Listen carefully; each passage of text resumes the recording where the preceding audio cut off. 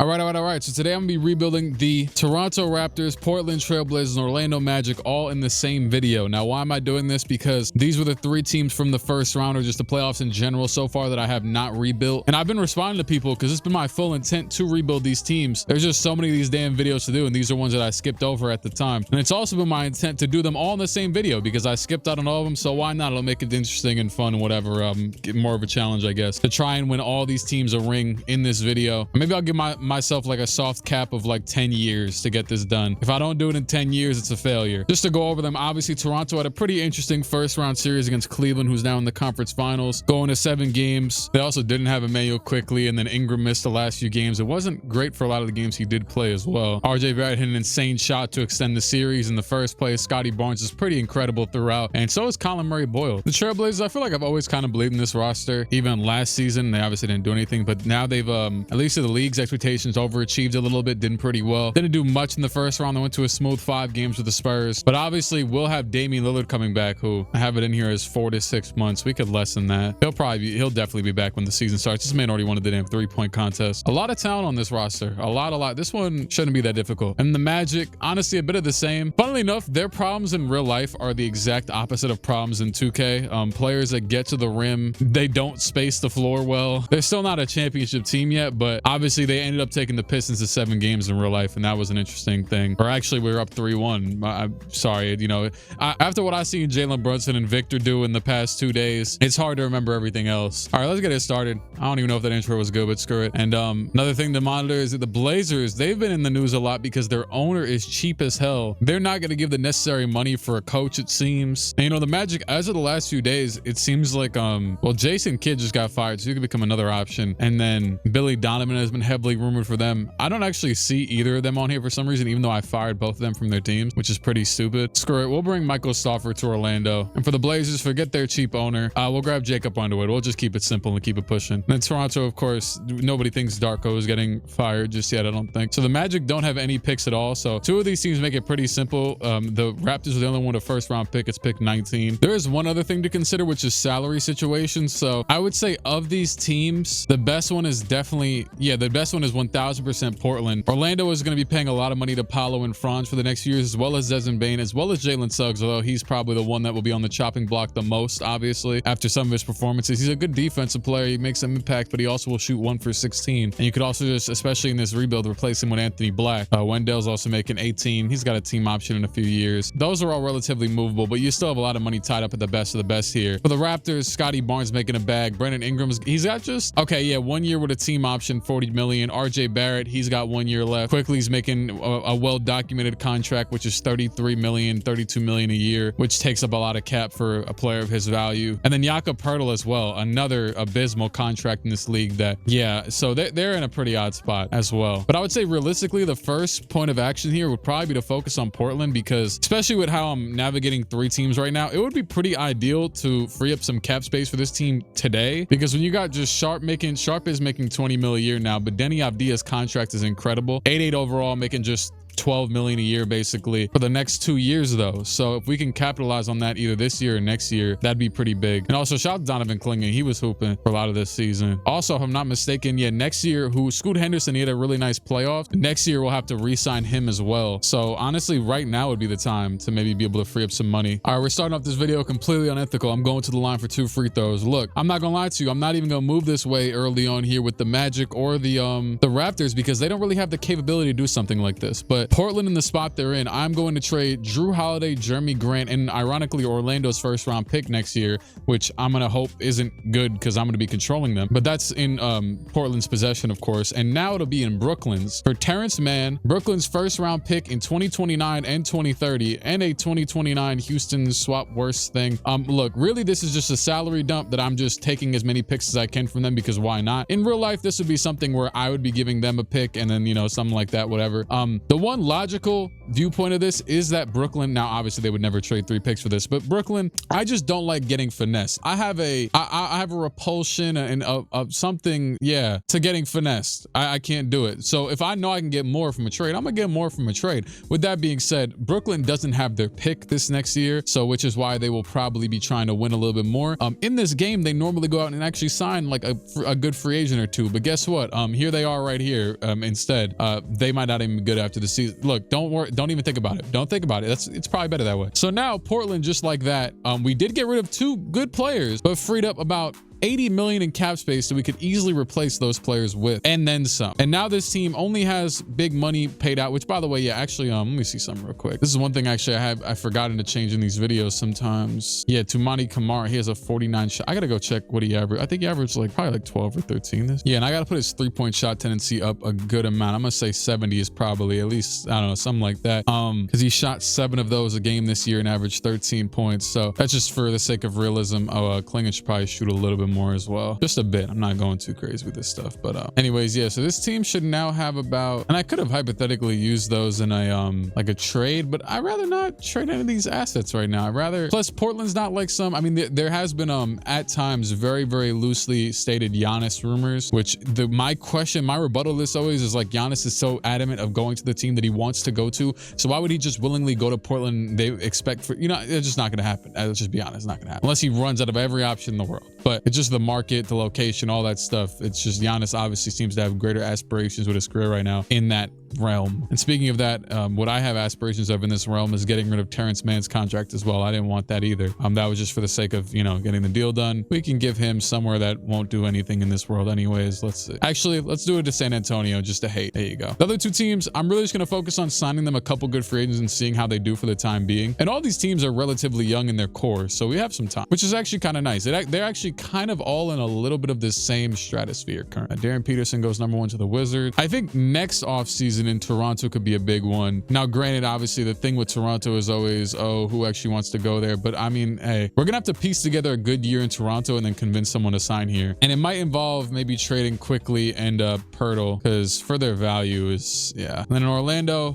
Suggs will probably be the odd man out here, but I actually like the core 3 they have. But actually though, this team's never going to be a salary team. This team is never going to have money with how this is currently set up. So Suggs, or at least someone making this team isn't going to be a free agency player during this probably. So it's a different approach here, especially with the expiring contract of Anthony Black sooner than later. Oh yeah, just next year. Yeah. I also did, for the record, 2K's did another roster update. Okay, bet Toronto. You know, honestly, I'm gonna, since he's available there and I don't usually draft this dude, I'm gonna draft Yaxel Landenberg or whatever the hell his name is. He's supposed to be a lottery picker. I know A-Cuff is always available at this spot for some reason. I know A-Cuff would be a solid fit over here. Definitely. I mean, I'm just trying to be different. Honestly, no, I'm interested because I feel like this dude, when I draft him, he never gets to a good enough overall in this draft class to become a starter for any of these teams. By the time he's ready, I'm normally past the, if this dude's already a C+, that's interesting to me. 74, that's probably 1 overall higher. That's kind of BS. He might have finessed me. I might be paying him for no reason. That's fine though. We'll live. Next pick, 2nd round pick for Toronto once again. And that's it actually. No other team. Did it just skip past the rest of them? No, they didn't have any picks. Okay. Toronto's recommending we bring back the 3 youngins. Grady's only a 76 overall right now, so he's gonna be getting some bread just for not much maybe. Yeah, I'm fine with letting Chris Murray go. And then Orlando, these 2 are obvious. We could let Jet Howard go. I mean, no, actually I'll keep him because like I said, they're not gonna have money anyway. So yeah, Portland has 60 million in cap space. Now, someone like LeBron doesn't give a damn. He doesn't want to sign here unless I give him a damn 4-year max. Hey, Orlando also has this Jonathan Isaac contract. Honestly, I might have bigger plans for Orlando right now. But wait, let me check some. Magic got 2 draft picks left. Neither of them is really that good. Okay. I had a little bit of a moment of something where I saw a player that I haven't really traded for in any of these videos, and I saw him and I thought, damn, they just fired their coach. You know, it's looking a little weird over there. This player is in some trade rumors right now, although I don't think he will get traded in real life. But I was like, I feel like this is the type of player that even in his current circumstance, maybe could fix up some of the issues that Orlando's been having recently, just because he's that good. And I know it's a risk. It's a risk. It's a risk, especially for how much I traded. But we have traded for Kyrie Irving to the Orlando Magic. And for this, I gave up. You can see this roster's a little gutted right now. We have traded, and I was just dead set on doing it. I traded both first-round picks, Anthony Black, Jalen Suggs, Goga, and Tristan Da Silva. I traded damn near everything for Kyrie Irving. Why? Because I feel like doing this puts this team in a good spot to maybe win a ring really soon. And for what I know this game to be, you get Kyrie, who can get you a bucket no matter what. That kind of erases a little bit of the inefficiencies of Paolo in the the mid-range area at times, or just from the floor in general, and the general issues of this team can be erased by a player as talented scoring the ball as Kyrie Irving. I also think Kyrie's a capable enough point guard and ball handler in general to where he'll make things easier for the rest of this team. I don't think I've ever viewed Kyrie as a playmaker in terms of setting up other players, like assist-wise, but he's definitely the best one Orlando would have had to do that, because he poses a threat on both passing and scoring. It's not like you got Tyus Jones out here just passing the ball, but you could leave him open. No. Now, this does shorten the window, at least for the time being. Kyrie's on a 1-year, $39 million. So will he be a free agent next year? Yeah, he got a player option. We'll figure that out when the time comes. But now you have Kyrie, Paolo, Bane, Franz, and Wendell as of right now as the starting 5. And then I have to go and free up or fill out the rest of the lineup. And yeah, I wasn't really eager to trade Anthony Black immediately. I tried to get this trade done with the best possible package. Basically, it's the exact thing with, instead of Anthony Black, I tried Wendell Carter, this and that, all this different stuff. And oh yeah, I had to take on Caleb Martin's contract, which honestly cut me some slack. I should be able to get rid of this damn thing right now. But actually, I promise you, we're going on with this team. Those contracts are going to come to be of use. Just give me a bit with this team. I'm going to go ahead and focus on another team for now. And also, too, let me check some contract extension stuff. So RJ Barrett will extend. He wants $15 million a year. I'm not going to do this just yet. I'm going to let RJ chill for now. Denny Avdia will extend. I don't know if he'll get better or worse, but either way, I want Denny on this team. Like, what I mean is, I don't know if I can maybe get this contract for even less, but nonetheless, I want to sign this deal. I'll try and lowball him as much as that works. Okay, so he's been making still not really a ton of money, only 10 million more than what he currently is, but screw it, I'll take it. Orlando, it looks like, except for Jet Howard, who I'm reluctant to offer this as of right now, but this team's never gonna have cap space anyways. You know what, screw it, let's just do it. And also, this is a good sign. Maybe he'll become a good rotation player if he is about to get paid this much money. Sometimes 2K's telling you themselves, like Confucius, what players have potential. Same with Grady. Grady wants 11 million a year. That's interesting, because I was just talking about freeing out money for next season for them. I gotta see how Jamal Shed plays. He's really good he's really solid at what he does in real life, but in this game he tends to be really inefficient and he might not be playable. And sorry in advance for focusing on so many players in this video, but it's gonna be 3 times as much with 3 times the team. I'm gonna hold off on, I'm gonna hold off on all the Raptors contracts for now. I'm not worried about someone stealing Grady from us next offseason, but Grady is a player that he could shoot that 3. Yeah, whatever, we'll see. I also do want to acknowledge this Portland team will have basically the same, if we position this right, Portland will have the same amount of cap space next year as this year, because every other, except for Dame's the only one. Dame will be, but Dame could get this exact same contract on his next deal as well. So this team could have still 70 million in cap space next year. The only player is Scoot, but Scoot at most is going to be making 10 million more. This team currently, what did I say, 70 million? Yeah, I love the Sacramento Kings, man. They do such great things for the league, except they don't do it for themselves, just everybody else. So this is part of my master plan all along. The Sacramento Kings are going to give me, well, okay, I'm gonna be honest with you, I wasn't really going for Domantas Sabonis, but he is a pretty easy target to acquire. And not only that, this trade 3 seconds ago was Wendell, Jonathan Isaac, and Caleb Martin for Sabonis. They added their pick next year to get Tim Hardaway Jr. Why do they keep doing this? I don't know. This has happened in another video I recorded too. So anyways, let's do it. And by the way, I don't know how this team is about to work. And yeah, I signed Colin Sexton, who I thought was going to be in a trade potentially, but he's actually a good backup, so I'd rather keep him. I also signed Mitchell Robinson, who will obviously be the backup center. We still have Noah Penda, Jace Richardson, Jet Howard. Honestly, that could be the bench right there. I might still go looking for agency a little bit more though, because obviously, yeah, we're still in the midst of it. Anyways, yeah, what I was gonna say is I feel like this team is like one of those early 2010s quote unquote super teams where all the players low-key hate each other or don't fit together. And that's exactly what'll make it fun. Screw it, Orlando, why not? Experimentation, welcome. And also, yeah, I mean, we took the damn Kings pick as well. So we now have this team led by Kyrie Irving, Paolo, Franz, Desmond Bane, Domantas Sabonis, Colin Sexton, Mitchell Robinson. That in itself is solid. If we could just get a nice little wing maybe, and then Jace Richardson will be the last person. man. That'd be good. All right, I haven't even showed you all.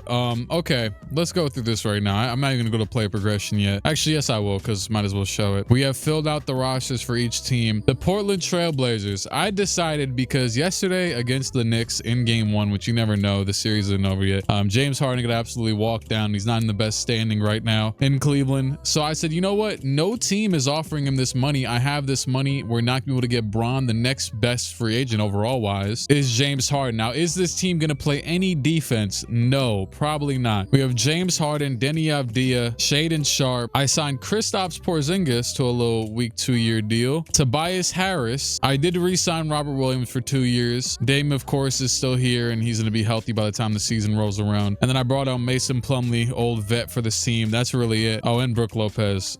Yeah, so experimentation, pure offense, except for a few. Of course, you do have Klingon, you do have Tumani Kamara, you do have Robert Williams, you do have you know, here and there you got some defenders on this team, but it might not be all that bad. Oh god. Okay. Magic. I just saw Jace went up by 3 overalls. I just, on top of what I already described here for the first 8-man rotation of this team or whatever. I also brought in Champagny. I tried to sign Aaron Wiggins, but he didn't want to pull up. I still got Jet Howard, Noah Penda. I might actually let Jet play this year since he's a 77 and we just signed him to a long extension. I also signed Luke Kennard, Harrison Barnes. The Raptors, we got Kobe White over here. I felt like he fits the bill. I was thinking maybe go smaller guard who can break down, you know, defenses, but Shed might still, of course, get some minutes. You got Walter, Kobe White, Grady, Jakob Poeltl, Mamu. I got Jalen Tyson on a 2-year minimum. I guess the Cavs got rid of him because I don't know. Oh, look at that. So RJ Barrett now would take a 7 million, just 2 seconds later, now we'll take a 7 million deal. Now Grady wants more though, so everything evens itself out. Why the hell does he want 17 million though? Yeah, we could talk about that next offseason, dog. I'd be shocked if someone offers him that. But I actually will re-sign RJ. I'll just do this. I think this is worthwhile. $7 million for the long term.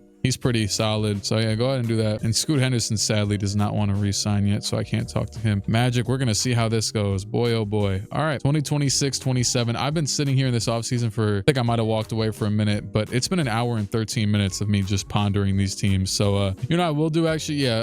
Okay, hold on. Out to Penda, but I don't want him playing right now. So make him a shooting guard just because I want to give Jet Howard a shot. That'll put us, we can go a little 10-man rotation. Oh, Champagny can't play the 4. Maybe that would be good. I'm gonna run this rotation. I'm actually just putting on auto. I actually do have a thought of a future Raptors trade in my head already. This is what the Raptors rotation is gonna look like. Quickly, RJ, Ingram, Scotty Barnes, Jakob Poeltl, and then of course the 6 guys off the bench: Mamu, Grady, Jamal Shed, Jacoby Walter, Kobe White, Jacoby and Kobe, shout out to that, and Colin Murray. I'm running 11-man. I'm gonna stick with what the coach actually had already on his settings because I want to see who's good, who's not, to prepare. Really the main point here. But I do got to be careful with this team though, because this team could falter and maybe be a little bit too meh. We need them to stay in that playoff range. Obviously we want to win, but I will say they do have their draft picks, so it wouldn't be the worst idea in the world. I won't lie to you. Tank it out. And oh, I just realized, damn, they still got Dame day to day. He'll be all right, man. Let me bring him back. Get ready. You're good, young man. Get back on the court. It's time. They are going to bench Dame, though. Scoot's at an 86, and obviously he's like the future of this team or part of it right now. So pretty obvious 10-man rotation here of Robert Williams, Kamara, Tobias Harris, Shaedon Sharpe. Did I even mention Tobias Harris? I don't know. Shaedon Sharpe and Damian Lillard off the bench. Klingon, Porzingis, Avdia, Harden, and Scoot. A lot of talent. They could piece it together and play good team defense. I just realized they're starting Porzingis, too. I did make him a 4 because I wanted him to play the 4. I didn't know if he was going to start, but we'll see how it goes. This unit probably needs Kamara, but I'm gonna let every coach handle their rotations to start this out. Once the playoffs come around, then we'll get a bit more meticulous if teams are in situations that need be. But I low-key though, I should just play more of the GM role for this, solely because I'm already doing a lot. So maybe I should just let the coaches handle everything. All right, let's start this off with, actually, I guess Orlando made the most. Well, Portland has James Harden. Do they play anytime soon? I don't see anything here. So obviously we got 2 teams in the East though. I see a Raptors and Magic game right here. I don't want, yeah, especially not for Tijon Salon. I don't want CPU trade offers today. Okay.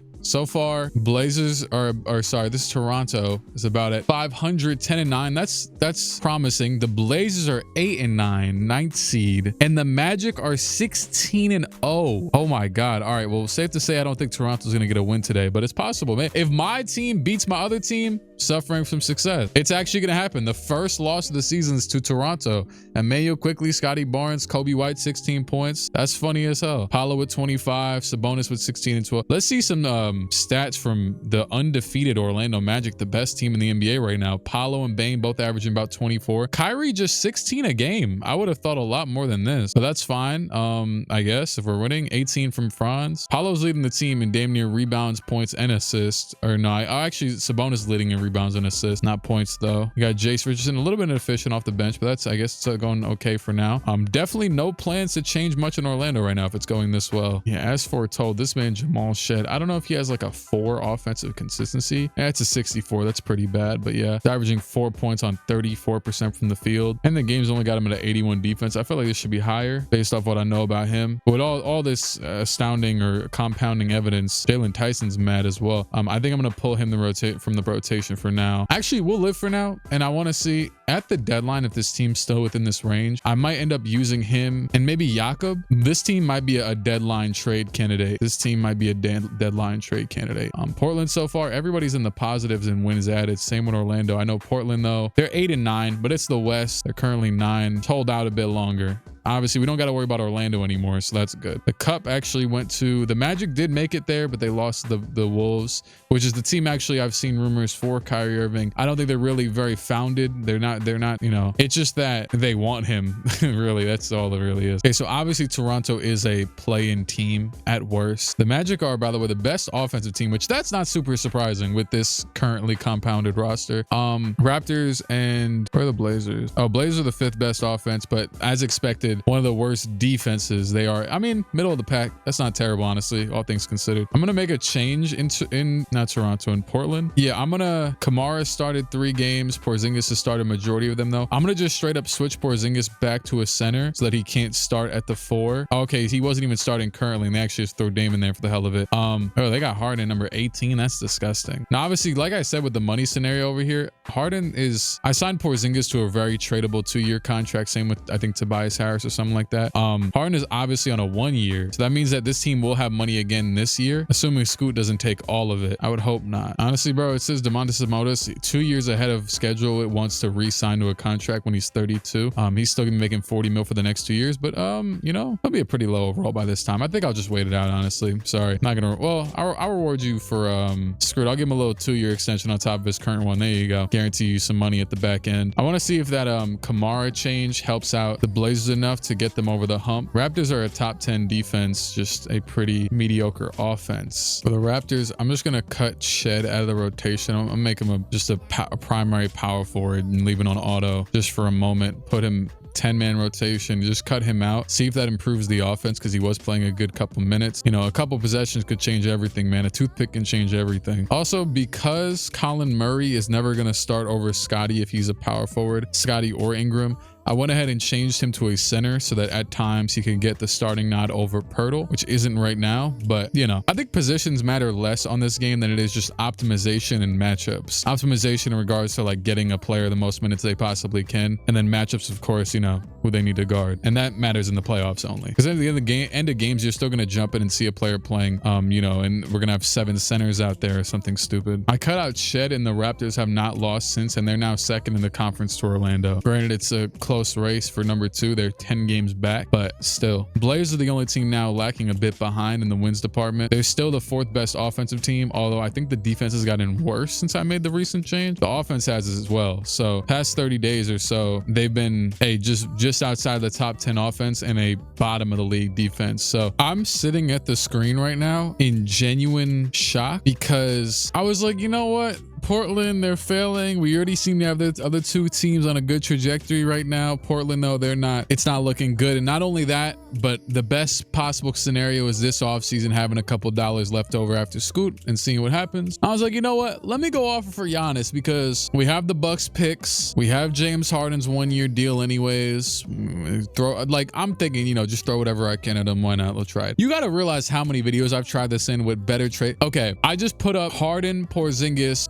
these two swap best picks, which would give the Bucks back their picks in 2028 and 2030 for Giannis and Jericho Sims. They added AJ Green for, this is a counter offer. They added AJ Green for the Portland pick and the San Antonio pick. And that's it. That's all they want. And Giannis Antetokounmpo, who is currently on the, you know, they're always a bottom seed because they don't have anybody and they pay Dame like Giannis Antetokounmpo is a Portland Trailblazer.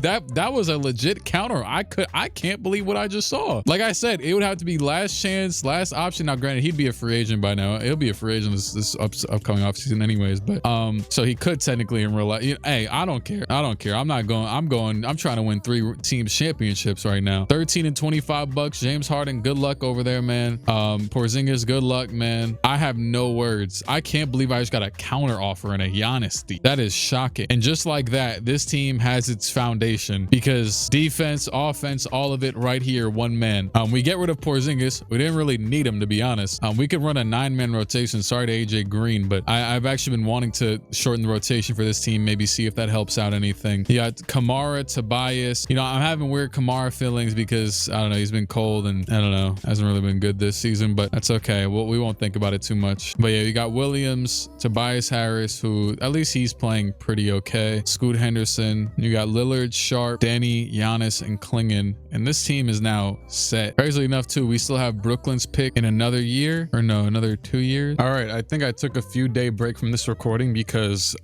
it was weird. The last time I was recording, my controller just started like glitching, and then I was like, you know what, screw it, I'll take this as a sign. So I had to get a new controller. I didn't have to get one. I have like 16 million of them sitting around here. But anyways, all that to say, I'm probably just gonna simulate a month here until the deadline and see how these teams do. I was thinking about making a move, and I also moved him to small forward for the hell of it. I don't know, it changes nothing. I was seeing if his trade value would go up, but they got Tumani Kamara. I was looking at him and maybe AJ Green.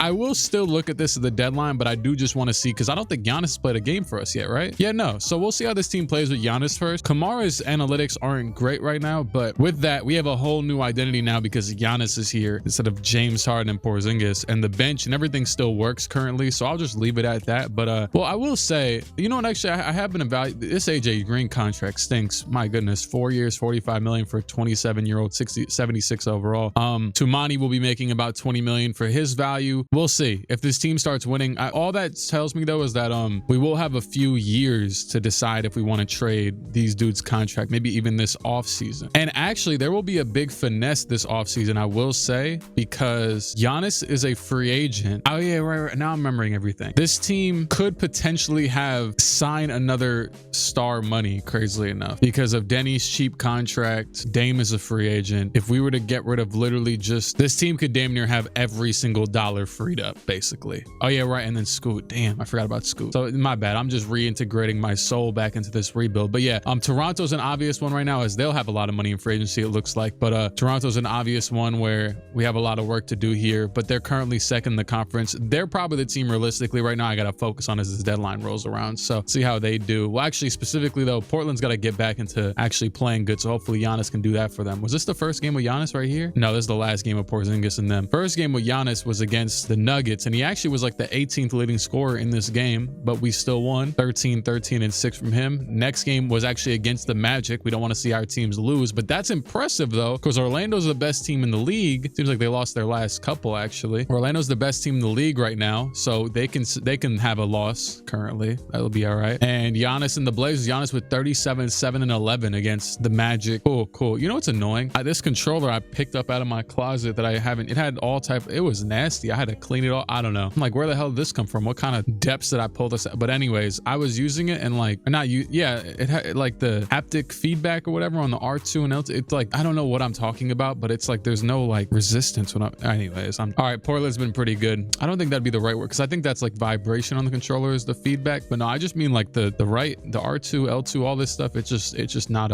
anyway. Obviously Giannis is helping this team win. The Bucks have to be really trash for Giannis and them to be trash. I mean, that's pretty obvious, but like, yeah, anyways, I would imagine the starting 5 is still the same from when, yeah. Well, they probably flip-flop with Scoot and Dame, which yeah, they definitely have, because I think Dame was starting when I first was looking at this team a bit ago. like we couldn't get a full month in with him, but in general, let's just see. Blazers are now the 4th best offense in the league in general over the season. Their defense is still 18th, but over the last 30 days, it's 12th. We'll take that. That's still a little bit of that is with James Harden. So yeah, and the over the last 30 days, the Magic are actually middle of the pack defensively still. The Magic actually haven't been that great recently. And the Raptors are also pretty mid at defense. So all 3 teams are mid at defense for this current span. It also depends on what teams they're facing, stuff like that. Obviously, it's a small sample size. And they're actually all mid at offense too. So this is good. Good stuff, man. We're super duper mid. Every team right now. That's on par. Yeah, Magic have had their worst month by far. They've lost like majority of their games lately. And the Raptors have dropped to 6 in the conference. Yep. Okay. But obviously the Blazers though were on an upward trajectory right now. So that's good. Now the one thing with Toronto I think I had mentioned is that they do have all of their draft picks, and that would have been, you know, potentially promising if they were not good, but they're good. They're going to be in the playoffs. So this team is a complete just group committee effort right now because Scotty's averaging 17, Quickly's averaging 17. I actually did look at Quickly trades and things of that nature the last time I was on here, and I'd noticed that he was playing incredibly well, actually. Sure, he's not doing like a million things, but he's shooting 54% from the field, 47% from 3. He's actually weirdly, you can get a player that will do this same thing for a lot cheaper, but he kind of is playing up to his contract value. Maybe not on the passing front, but we have a lot of playmakers. Kobe White's averaging 4 assists and 15 points. Like, this is an example of getting Quickly from a gazillion dollars less, but nonetheless though, he's still good. The only player on this team in the negatives and wins added is Jamal Shed, who obviously doesn't play anymore. I'm gonna go ahead and put him back as a 1 and see. I'm gonna shop this team a little bit. This right here has to be some form of collusion, tampering, malpractice. I don't know. But what I do know is that this is hilarious and weirdly makes sense in a wicked, twisted way. I was looking through the players that I could potentially, because my thought is okay, Quickly's playing good, but like I just explained, that would actually give me more of an out to get out of his contract without feeling too bad about it. He's never gonna, overall wise, he's never gonna get better. He's 27 years old, and this is the best value we're gonna get out of him right now. Jakob Poeltl, yeah, this contract is absolutely horrendous. He could be a, you know, someone we could once again use as a piece to trade for a star, but why not just get out of this whole problem right now and actually open up the future for Toronto and forget about all the mistakes of the past? We are gonna trade Emmanuel Quickly, Jakob Poeltl, Jalen Tyson, Jamal Shed, which 2 players that are Jalen Tyson's currently down 4 overalls and pissed off because we don't play him, so I don't really have the time to get his, you know, get him happy again and put him back in the rotation, nor do I want to. I don't really care. I just signed you to a 2-year deal just in case, and he got pissed off, so we'll just throw him in there. Jamal Shed, he's just not good enough in this virtual basketball game, and he's going to leave this offseason. So there you go. A lottery protected 1st round pick this year. I decided to go with this year rather than a future year because I'd rather just get it over with. The team's in a spot where whatever pick we get, like 19 to 24, I don't think that player's going to become a contributor anytime too soon. And then also, speaking of that, on par, Flory Badunga, our 2nd round pick last year, we are going to trade them to the Milwaukee Bucks. Basically, don't even mind the last 3. They are just fillers. James Harden and Kristaps Porzingis, who have absolutely no purpose served on the Bucks, but this Raptors team is a top 5 defensive team this year. They're just like 19th in offense. These are 2 offensive players. Harden wasn't actually playing that bad in Portland, as I never would have said. They were just so bad at defense, and then I somehow landed upon Giannis. Porzingis wasn't either, actually. Porzingis was totally fine. So we're gonna bring these 2 with what I can do for what's it called, over to Milwaukee, and obviously Harden and really Porzingis on a 2-year deal. It's a cheap deal. I could trade him if need be. Harden's on a 1-year deal. I could even accept his team option, but I don't plan on it. I could just re-sign the bastard. Welcome to the Toronto Raptors. And of course, I'm going to switch Harden back to, I could leave him at the 2. I'd rather put him back at the 1, let Harden bring up the ball. They are going to start Kobe White anyway, so it really doesn't matter. But Harden, Kobe White, Brandon Ingram, Scotty Barnes, and now Porzingis at the center. I need to take number 40 off of him. He looks like a bum. I think he wore 8 in Boston, right? Who wears 6 on this team? I'm always nostalgic when Porzingis. Oh wait, 6 is league wide, retired now. I forgot about that. You know what? Screw it. Look, Bill Russell. It doesn't count. We're not even in America, so I'm over here giving Porzingis Bill Russell's number. Like, Porzingis might not be gone in 4 months, but whatever. Harden's wearing 24. Who wears 1? Great. Man, take this number off of Grady. He's a 13 type of guy. This isn't number 1. He's a 13. Yeah, there we go. You're not Uno. It's funny because I could have just given Harden 13 again, since that was literally be his number, but whatever. So yeah, this also just gives this team, since also the Magic have been flailing a bit lately, this gives this team another shot at maybe one of our East teams winning a ring. Who knows? And it gives us a lot more salary space this upcoming offseason. Ingram has a $41 million player option. I assume that gets accepted. Also, by the way, since I last recorded, the defensive teams got announced. That man Scotty Barnes, without a shadow of doubt, should have been on the first team all defense. And you know I'm biased. My guy OG was on the second team too. I could say he should be, but I know Scotty Barnes was doing a lot this year. OG probably should have been like the first guy off, to be fair. But there's a lot of great defenders though. I just don't know how Derek White was on the first team of all people this year. I also kind of don't care, to be honest. I don't know what's gonna happen with Grady this offseason. He obviously was asking for a lot of money. I could just trade him now if I want to avoid that headache, because he's playing good, but he's not like, you know, taking over the city or something. Nobody really wants him, so I'm gonna leave it at that for now, just because honestly I just want to get a move on with this. We got a lot of time to go, so all right, let's see what happens. First game for him is gonna be against OKC, and they won. They beat OKC. Porzingis with 24 points. I just think he'd be a very solid fit for this team. They already have a lot of rebounders. He's a good floor spacer. If he could shoot that face up midi, obviously this is always considering Porzingis at best health. I think he'd be like a good bailout go-to option at times for when things get difficult. Like Ingram, could take Ingram a lot of effort to get to his little fall away shots, and then also like stuff can look inconsistent at times because his shot selection is just so difficult. For Porzingis, he doesn't take, like, you know, it's not like he's taking bunnies at the rim all the time or something, but he's just so damn tall that he could just shoot over people. Blazers are still just 7th in the conference. They're not a perfect team by any means, but they are just half a game out of being the 4th seed. So the top 3 is going to be set. They're not going to get up there, but you know, having Giannis on your team is definitely a much better look for your future. I don't think I would have gotten Giannis to come to this team if he wasn't on them. It's like kind of like one of those situations like when Pascal got traded to the Pacers. Like you got to trade for the player to convince him to also re-sign with you. Victor wins MVP, Cam Boozer Rookie of the Year, Isaiah Collier 6th man, Victor DPOI, Ace Bailey Most Improved Player, LaMelo Ball, Mark Dagnall, and John Murphy. Giannis makes All-NBA first team, averaging his 24, 11, and 6. So what is that? I gotta look for the Blazers, the Raptors, the Magic. Paolo, All-NBA third team, 25, 9, and 6. He's honestly snubbed. He should have been higher up. Maybe it's like lack of defensive stats or something. 50, 40, 82. God, he almost shot 60. Yeah, Paolo should have been higher up. Giannis makes all defensive first team. And yeah, that looks about it. So no Raptors anywhere, I don't think. The Blazers actually did exactly what I hoped they would. They jumped up to that 4th seed. They took the last possible spot available. 14 games back of OKC, 2 games in front of Houston, 4 games back of Minnesota. So they're in a solid spot. The Raptors also finished 4th, which they're 5 games better than the 5th seeded Pacers. So the Raptors are firmly the literally like middle of this conference, middle of this playoff battle.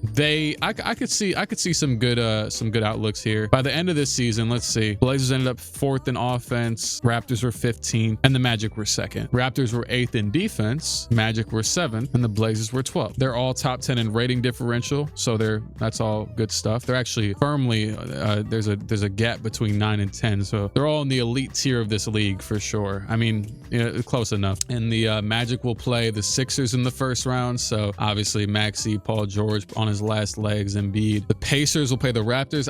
This is a very fun matchup. Also too, Pascal playing against his former team, and currently they're actually benching Porzingis for Colin Murray. I don't love that, but Murray Boyle's hitting threes out here. Oh damn, he's got an 83 3-point shot. I didn't know that. And then the Blazers will play against the Houston Rockets. Kevin Durant. I mean, it's the exact same lineup. They have Guy Santos off the bench, and Anthony Simons. Actually a little bit scared of Simons there, but all right. I'm gonna continue to let the coaches handle everything. Game 1, Raptors versus. I really shouldn't be simcasting every game since it's 85 teams to follow, but okay. 4 for 13 from Scotty Barnes. Not the best outing here. 0 for 4 from Mamou, whatever the hell. Jacoby Walter 0 for 3. So not a good game overall. Halliburton, Siakam showing their playoff expertise. They've had some great runs together. Let's see Giannis's first game. Why not? They're currently. Are we about to get all losses game 1? It's possible. Okay. Nope. They're coming back in this late game here. I actually kind of want to see this team hoop. I know I just let them get up by 5, but screw it. Less stress then. Hopefully. I don't know. They might sell. Is there any matchups I want to change? Probably Giannis on KD, I'd imagine. Yeah. I mean, Denny's got an 81 perimeter defense, but I'd much rather Giannis guard. It is a pretty versatile lineup height-wise, I will say that. And even play style-wise, almost every player on this team can at least go and get you a bucket from time to time. Dame's got it. They gave Dame mad room. Oh my, why am I just now thinking about Dame and Giannis being back together? Did I mention that last time? I don't know. I don't think I did. I don't think I did. Well, I think I mentioned it when I was talking hypothetically. I don't know. Who cares? Anyways, Tobias got it. Tobias down to Giannis. Giannis pump fakes. He passes it back out to Dame again. And Dame, Achilles looking decent. He's going to his go-to shot. He drops the ball. Thompson got it. Simon's on the break. Simon's one time. Oh, okay. Oh, back to Thompson for the dunk. That didn't look like a foul. I mean, yeah, he probably hits his arm right here, I'd imagine. Did he? Is it on Tobias or? Oh, it's on Tobias. I think that's a foul. I think it's a foul, yeah. We damn near don't have anything to lose, but I'll just let it rock. It's a one free throw and it's a Men Thompson. Come on, smoke it. Smoke this free throw. There we go. There we go. Yeah, that's okay. He would have the dunk anyways. Damn, Clinging, give it to Denny. Is Tobias Harris? Why is Tobias Harris in the game? Wait, what? Oh no, I'm tripping. Oh my goodness, I'm tired. I thought Giannis was Tobias Harris. Oh yeah, let's slow down. Wow, let's really. He might be. Oh my goodness, gave the ball right back to him. Amen's got it. Amen the spit. Oh my goodness, Amen, he smokes it. Amen with the board back up. Amen Thompson, a one-man show right now. Who y'all think's gonna be better? Because a lot of people were giving a lot of love to Asar Thompson this playoffs for his defense. Obviously,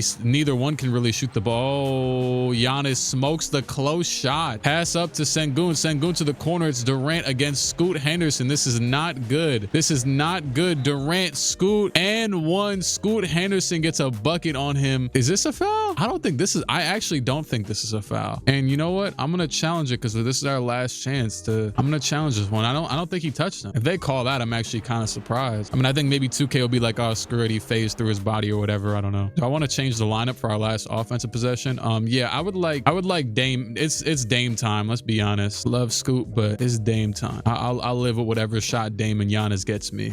It's overturned. It's overturned. I was right. So it'll be just our possession. I actually don't know if I've experienced this. I would imagine, yeah, it's just our possession. I didn't know how 2K was gonna do it. Okay, let's go. Let's go. That's a way better spot. We also kept our timeout. We could take it. They're not going to though. Imagine they call a five. Why did it like take so long right there? I could have even subbed out Clinging, but nah, we can go for an old board here. Dame, get the ball over. Damn. All right, Damian Lillard, game winner opportunity. Him and Giannis. Dame going to a go-to shot. He steps it back. Dame, 7 seconds. Dame will. Oh my goodness, Damian Lillard. You know what though? That challenge was huge because they're going. Damian Lillard drops the. You could sub him out. I don't care. You could sub him out now. He's out of here. But I mean, we kind of need him for a 3 though. We kind of, yeah, hold on, let's sub him back in. But also they're gonna call timeout, which is that is a huge challenge though, because now we're only down by 3 instead of 4. We need our best 3-point shooters out here. So matter of fact, just put in Dame here, just because Scoot has an 8 3-pointer as well. Screw it, I don't care about the height. Actually, you know what, I don't want him against a Men though. Do we have any other great 3? Damn, oh wait, I'm looking at the wrong thing. Screw it, put in yeah, actually put Giannis at center, just leave him out there for the hell of it. I mean, I really should just take him out. It's a 3-pointer, bro. Isn't it? What's his 3? A 79? He's not even gonna get the shot off though. Screw it. I'm putting a 3-point lineup out here. Me Tobias got an 82. I know his jumper is quick though. Give me AJ Green. Oh my goodness, I forgot he was on this team. And then leave Denny. Leave Denny out there. Let's do it. Come on, Blazers. Show me some. Show me some. They really sold the living hell out of this game. I said, oh yeah, we can relax, and then they did this. Corner. Dame Lillard, the perfect opportunity. He smokes it. He smokes the 3. This is an all-time choke. The Rockets ironically had an all-time choke this year in the first round, and now we have the all-time. Wow, that's terrible. Terrible. Absolutely terrible. All right, Orlando. Yeah, last chance. Screw it.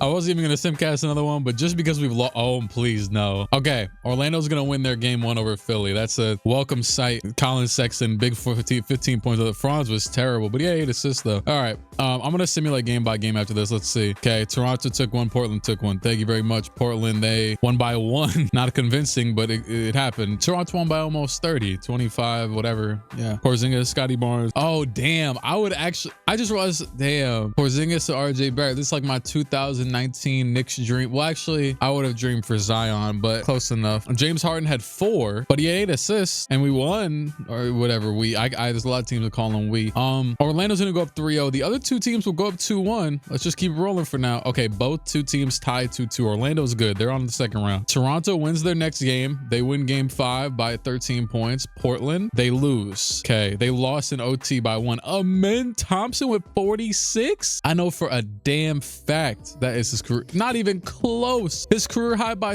13 points. Devin Booker dropped 68. He's dropped 70 again. 20 for 26, 40 minutes. Oh my goodness. Why did Scoot Anderson? I'm sorry. I know I usually don't mention the fouls. I have them off anyways. I saw Sengun had 8. Damn, Jabari had 8 too. They went to a lot of OT. They definitely went to at least 1 or 2 OTs. How did Scoot have 8? I don't want to talk about it. All right, Toronto, can you get it done? No, they went to game 7 as well. Let's see. Back against the wall. Houston against Portland. We would have no West contributor if they lose here. Oh boy, down by 3, 117 to go because they force it. All right, let's be honest. Things aren't looking good anyway. Giannis's team, things aren't looking good everywhere anyways over here right now. We're about to like not overhaul the team, but just like, I mean, you got Giannis here. Oh my goodness, Scoot. You might have just earned yourself your next contract. Denny for 3. Oh, you bastard. That would have been an incredible moment for this friend. Damn. Oh my goodness. A man back out. And it's, I told you I was scared of Simons. Oh my goodness.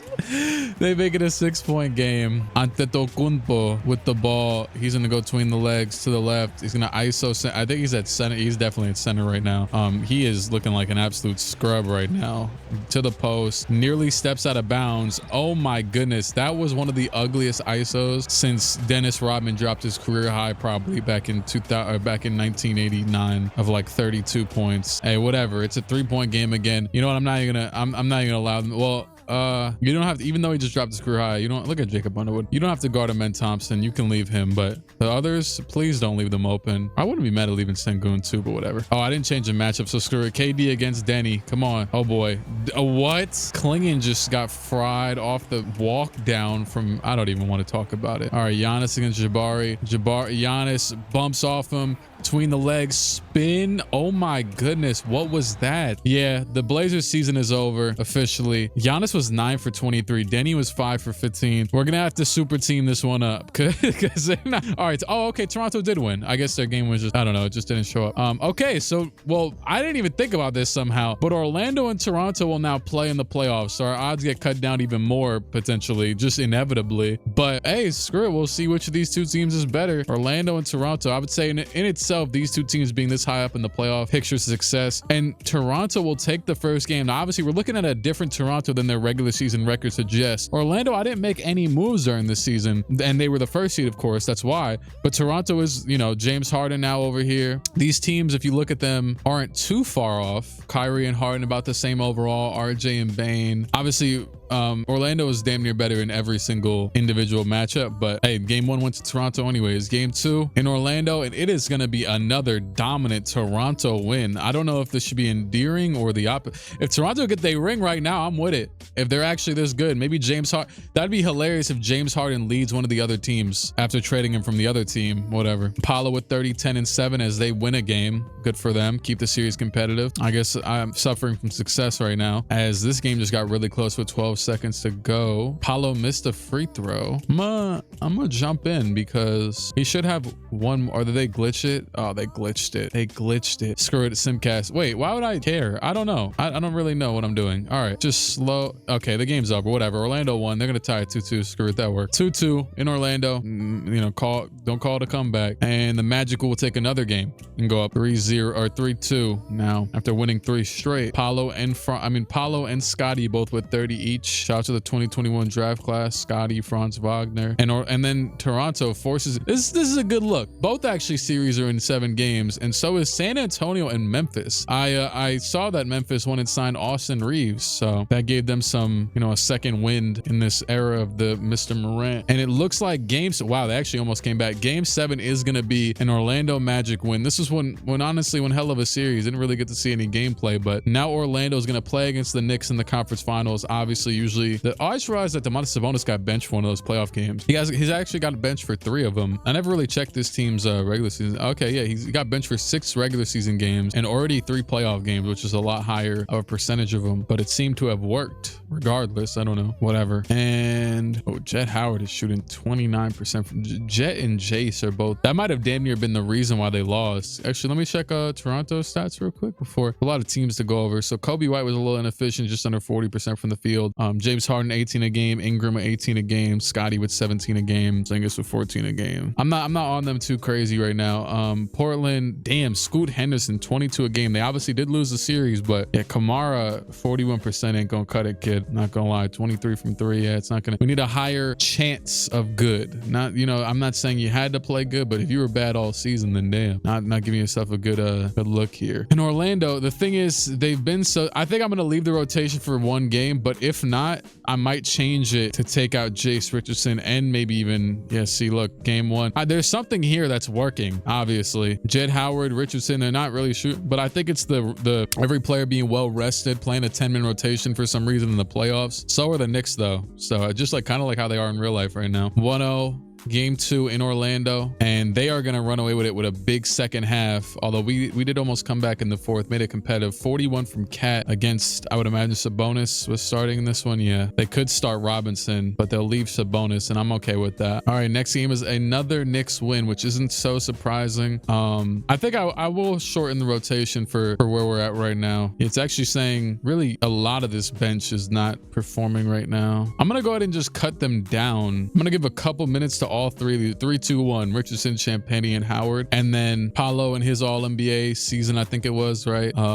Kyrie, give him some more minutes, give Sabonis some more. He could play the 4, so I'm gonna double up on him and Robinson and Sexton. Just a big time 7-man rotation here for the most part. The rest of you get some spot minutes, but for the most part, we're going with the starters here, and the Knicks are still running away with it in this next game, so that didn't work. Robinson was 1 for 4 for some reason. The other guys didn't really do anything. Brunson 28 and 11, 3-1. So I just simulated it. Screw it. We lost by 6, so we're gonna have no championship year 1 of, like I said, I would try and go 10 here. For making these teams wait, I'll give you all a pretty wide window. Paolo, this team is solid though. This team is good. This team is solid, and Kyrie's got at least a little bit more time here. Imagine it said he was retiring. 35 years old. He's like, yeah, I'm done. Can't take Orlando anymore. There's some options, but I think for now too, I think a good thing to do with this team is just let them rock as well. Shea wins Finals MVP over the Knicks, which we didn't even get for any of our teams to play the Thunder. So yeah, go ahead and put everything back on auto for now. Oh, I will say, I'm not gonna lie to you, that was entirely instinctual, but James Harden actually just tried to retire. I guess his morale was down yeah, but I always usually just override some of these retirements, like Westbrook, him, whatever. I could see Russ retiring in another year, but James Harden tried to retire though. That is wild. Does it still say it on here? It says my heart is here in Toronto. Well, yeah, since he was trying to retire, I'd imagine he didn't have much confidence in his free agent, you know, everything. But yeah, this team had a solid little run. I wouldn't hate to bring him back, but I think that there should be. Now it's okay. Orlando's not a free agent player right now. The other 2 teams are, so they might be competing with each other in this playoff run. Was Dwight Howard out there? I thought I saw, oh no, Dwight Powell. I'm tripping. Thinking I saw Dwight Howard's name made me want to go back to an old 2K set. Wait a second. I'm about to say, I remember I took Sabonis's, I took the Sacramento pick with Sabonis. They actually were only the 9th worst team. All right, well, screw it. I'll just simulate the lottery and it'll be the 9th pick. That's fine. That's cool. I actually thought it would have been better, but so Toronto does not have a pick because I traded it. Neither does Portland. So it is, well, yeah, that makes sense. So just Orlando with the 9th pick. Honestly, I might just keep it because they could use another potentially like just solid rotation player. I don't know who it would be from these guys, but they got time.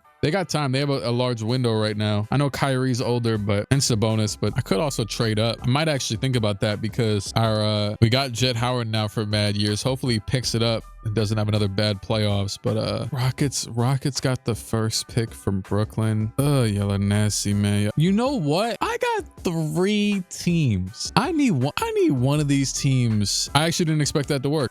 We have traded the 9th pick, Jet Howard, Julian Champagny, and Luke Kennard to the Rockets from the Magic for the 1st overall pick. Screw it. Let's just make things easier. Tyrant Stokes. Hey, we actually needed a backup wing. We're going to have the 1st pick in the draft, the man himself, Mr. Stokes. Do I want any firings? Well, let me just make sure I get the best of, I might end up overlapping for some of these teams or whatever. Here, I'll go down one.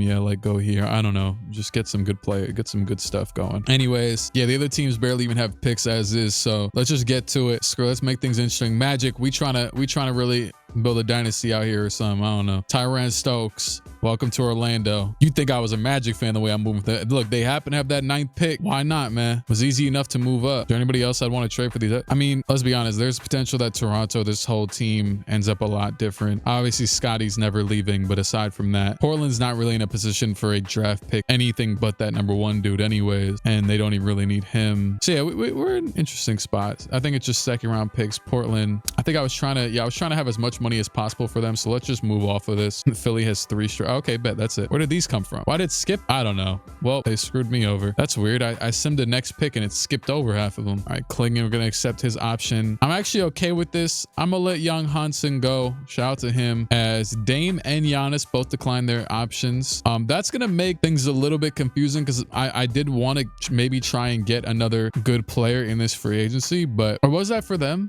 Am I thinking of the right team? It's a lot of, I know Kamara is obviously really like the only barrier here, so I would have to get rid of Kamara or something of that nature. And Kyrie is also, oh no, Kyrie accepted his option. I'm actually okay with that. I'm more than okay with that. So that means I can re-sign him on our own time. And we will, yeah, I'll accept Jace Richardson. That's fine. We can let Penda go, I think. I mean, he can come back. Why not? Harden, team option, 47 million. We're going to decline that. Brandon Ingram, of course, accepts his. All right, let's just do all that. Cool. So Giannis will be a free agent for a second. Scoot, Grady, those two will be as well. Okay, the Kings and the, oh my goodness, the Pistons, they have the bread for Giannis. Can I just see their roster? Because they have Duran. Okay, they have like nobody else here. Literally, like the whole team is decrepit right now. So, oh, because they didn't sign anybody. They didn't get like Austin Reeves last offseason or anything like that. So that's why they're able to build a big 3 potentially, but they won't. Not if it's not for those meddling kids. Toronto's in a, I would think they're in a good spot. They have 30 million. This is a very good spot with just Grady, James Harden. I would say with Toronto here, even though they had a solid little run, you move on from near retirement James Harden, of course, unless he stays to the point where I can reset, whatever, unless there's some crazy favorable contract thing, you move on from him. I could even trade Porzingis and make it so that this team has, but there's no like next echelon for this team to reach in terms of, the obvious thing here is try and take away Amen Thompson from the Rockets or Keontae George.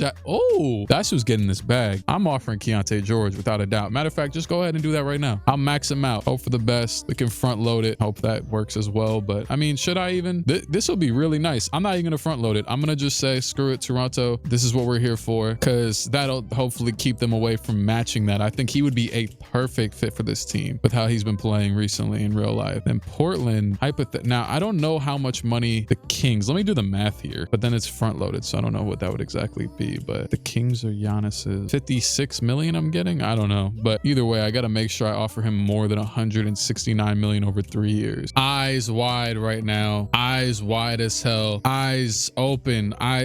Staring into the distance, pondering what's happening right now in this world. Because why did the Los Angeles Lakers just agree to the trade I offered them? Maybe it's them trying to get repentance or whatever for the trade that they got the Mavericks to accept a few years ago. Because it happens to have a similarity. The Portland Trailblazers. I don't know how this worked. We have traded. He's right there. Look at him. Tobias Harris, Shaedon Sharpe, Toumani Camara, AJ Green, the Celtics 2029 first, the Rockets 2029 first swap.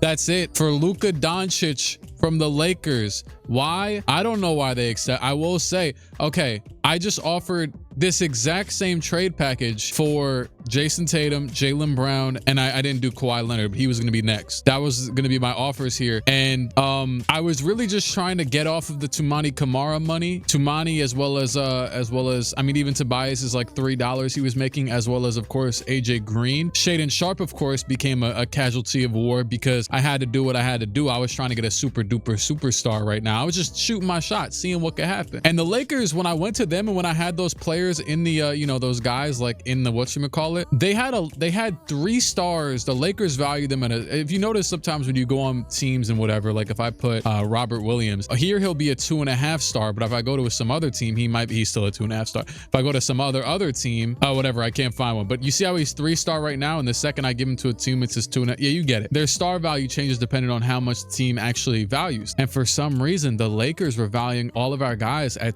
like 3 stars, except for probably like Tobias, or no, except for what's his name, AJ Green. But they took it because, I mean, the Lakers are in a pretty interesting spot right now where they're not poised to sign. Oh, well, actually, they were offering for Victor. This is going to get matched. They're not going to get Victor. They're just going to miss out on everybody. Luka probably requests another damn trade. They were the worst team in the league this year, damn near. And now, and obviously Bron's out of here. He just retired. And so now they're going to just restart, I guess. I don't know. Can't tell you why. But I did not expect that to work in any sense of the world, any corner, any crevice of this universe. That's probably one of the worst trades I've ever seen happen in my life. Okay. Wow. This team has now been bailed out by two insanely insane trades. They also still have the money to, which I haven't offered Giannis yet, to sign back Giannis and then also have $30 million. That's not including, which I think everybody on this team at this point is vital. Yeah, I like Robert Williams. He's making a minimum anyways. You got Luka, Denny, Donovan Clingan, Robert Williams, and about to have Giannis back. Then we'll also have Scoot back. I could also bring back Dame eventually. For now, though, I'm going to get the Giannis deal started. Scoot, of course, is restricted, but he has no offers yet, so we're in no rush there. Also, just to get something else sorted out, I'm going to go ahead and re-sign Donovan Clingan for the Blazers. This is a big reason why we had to go this year rather than any other year when it comes to big time free agent splashes,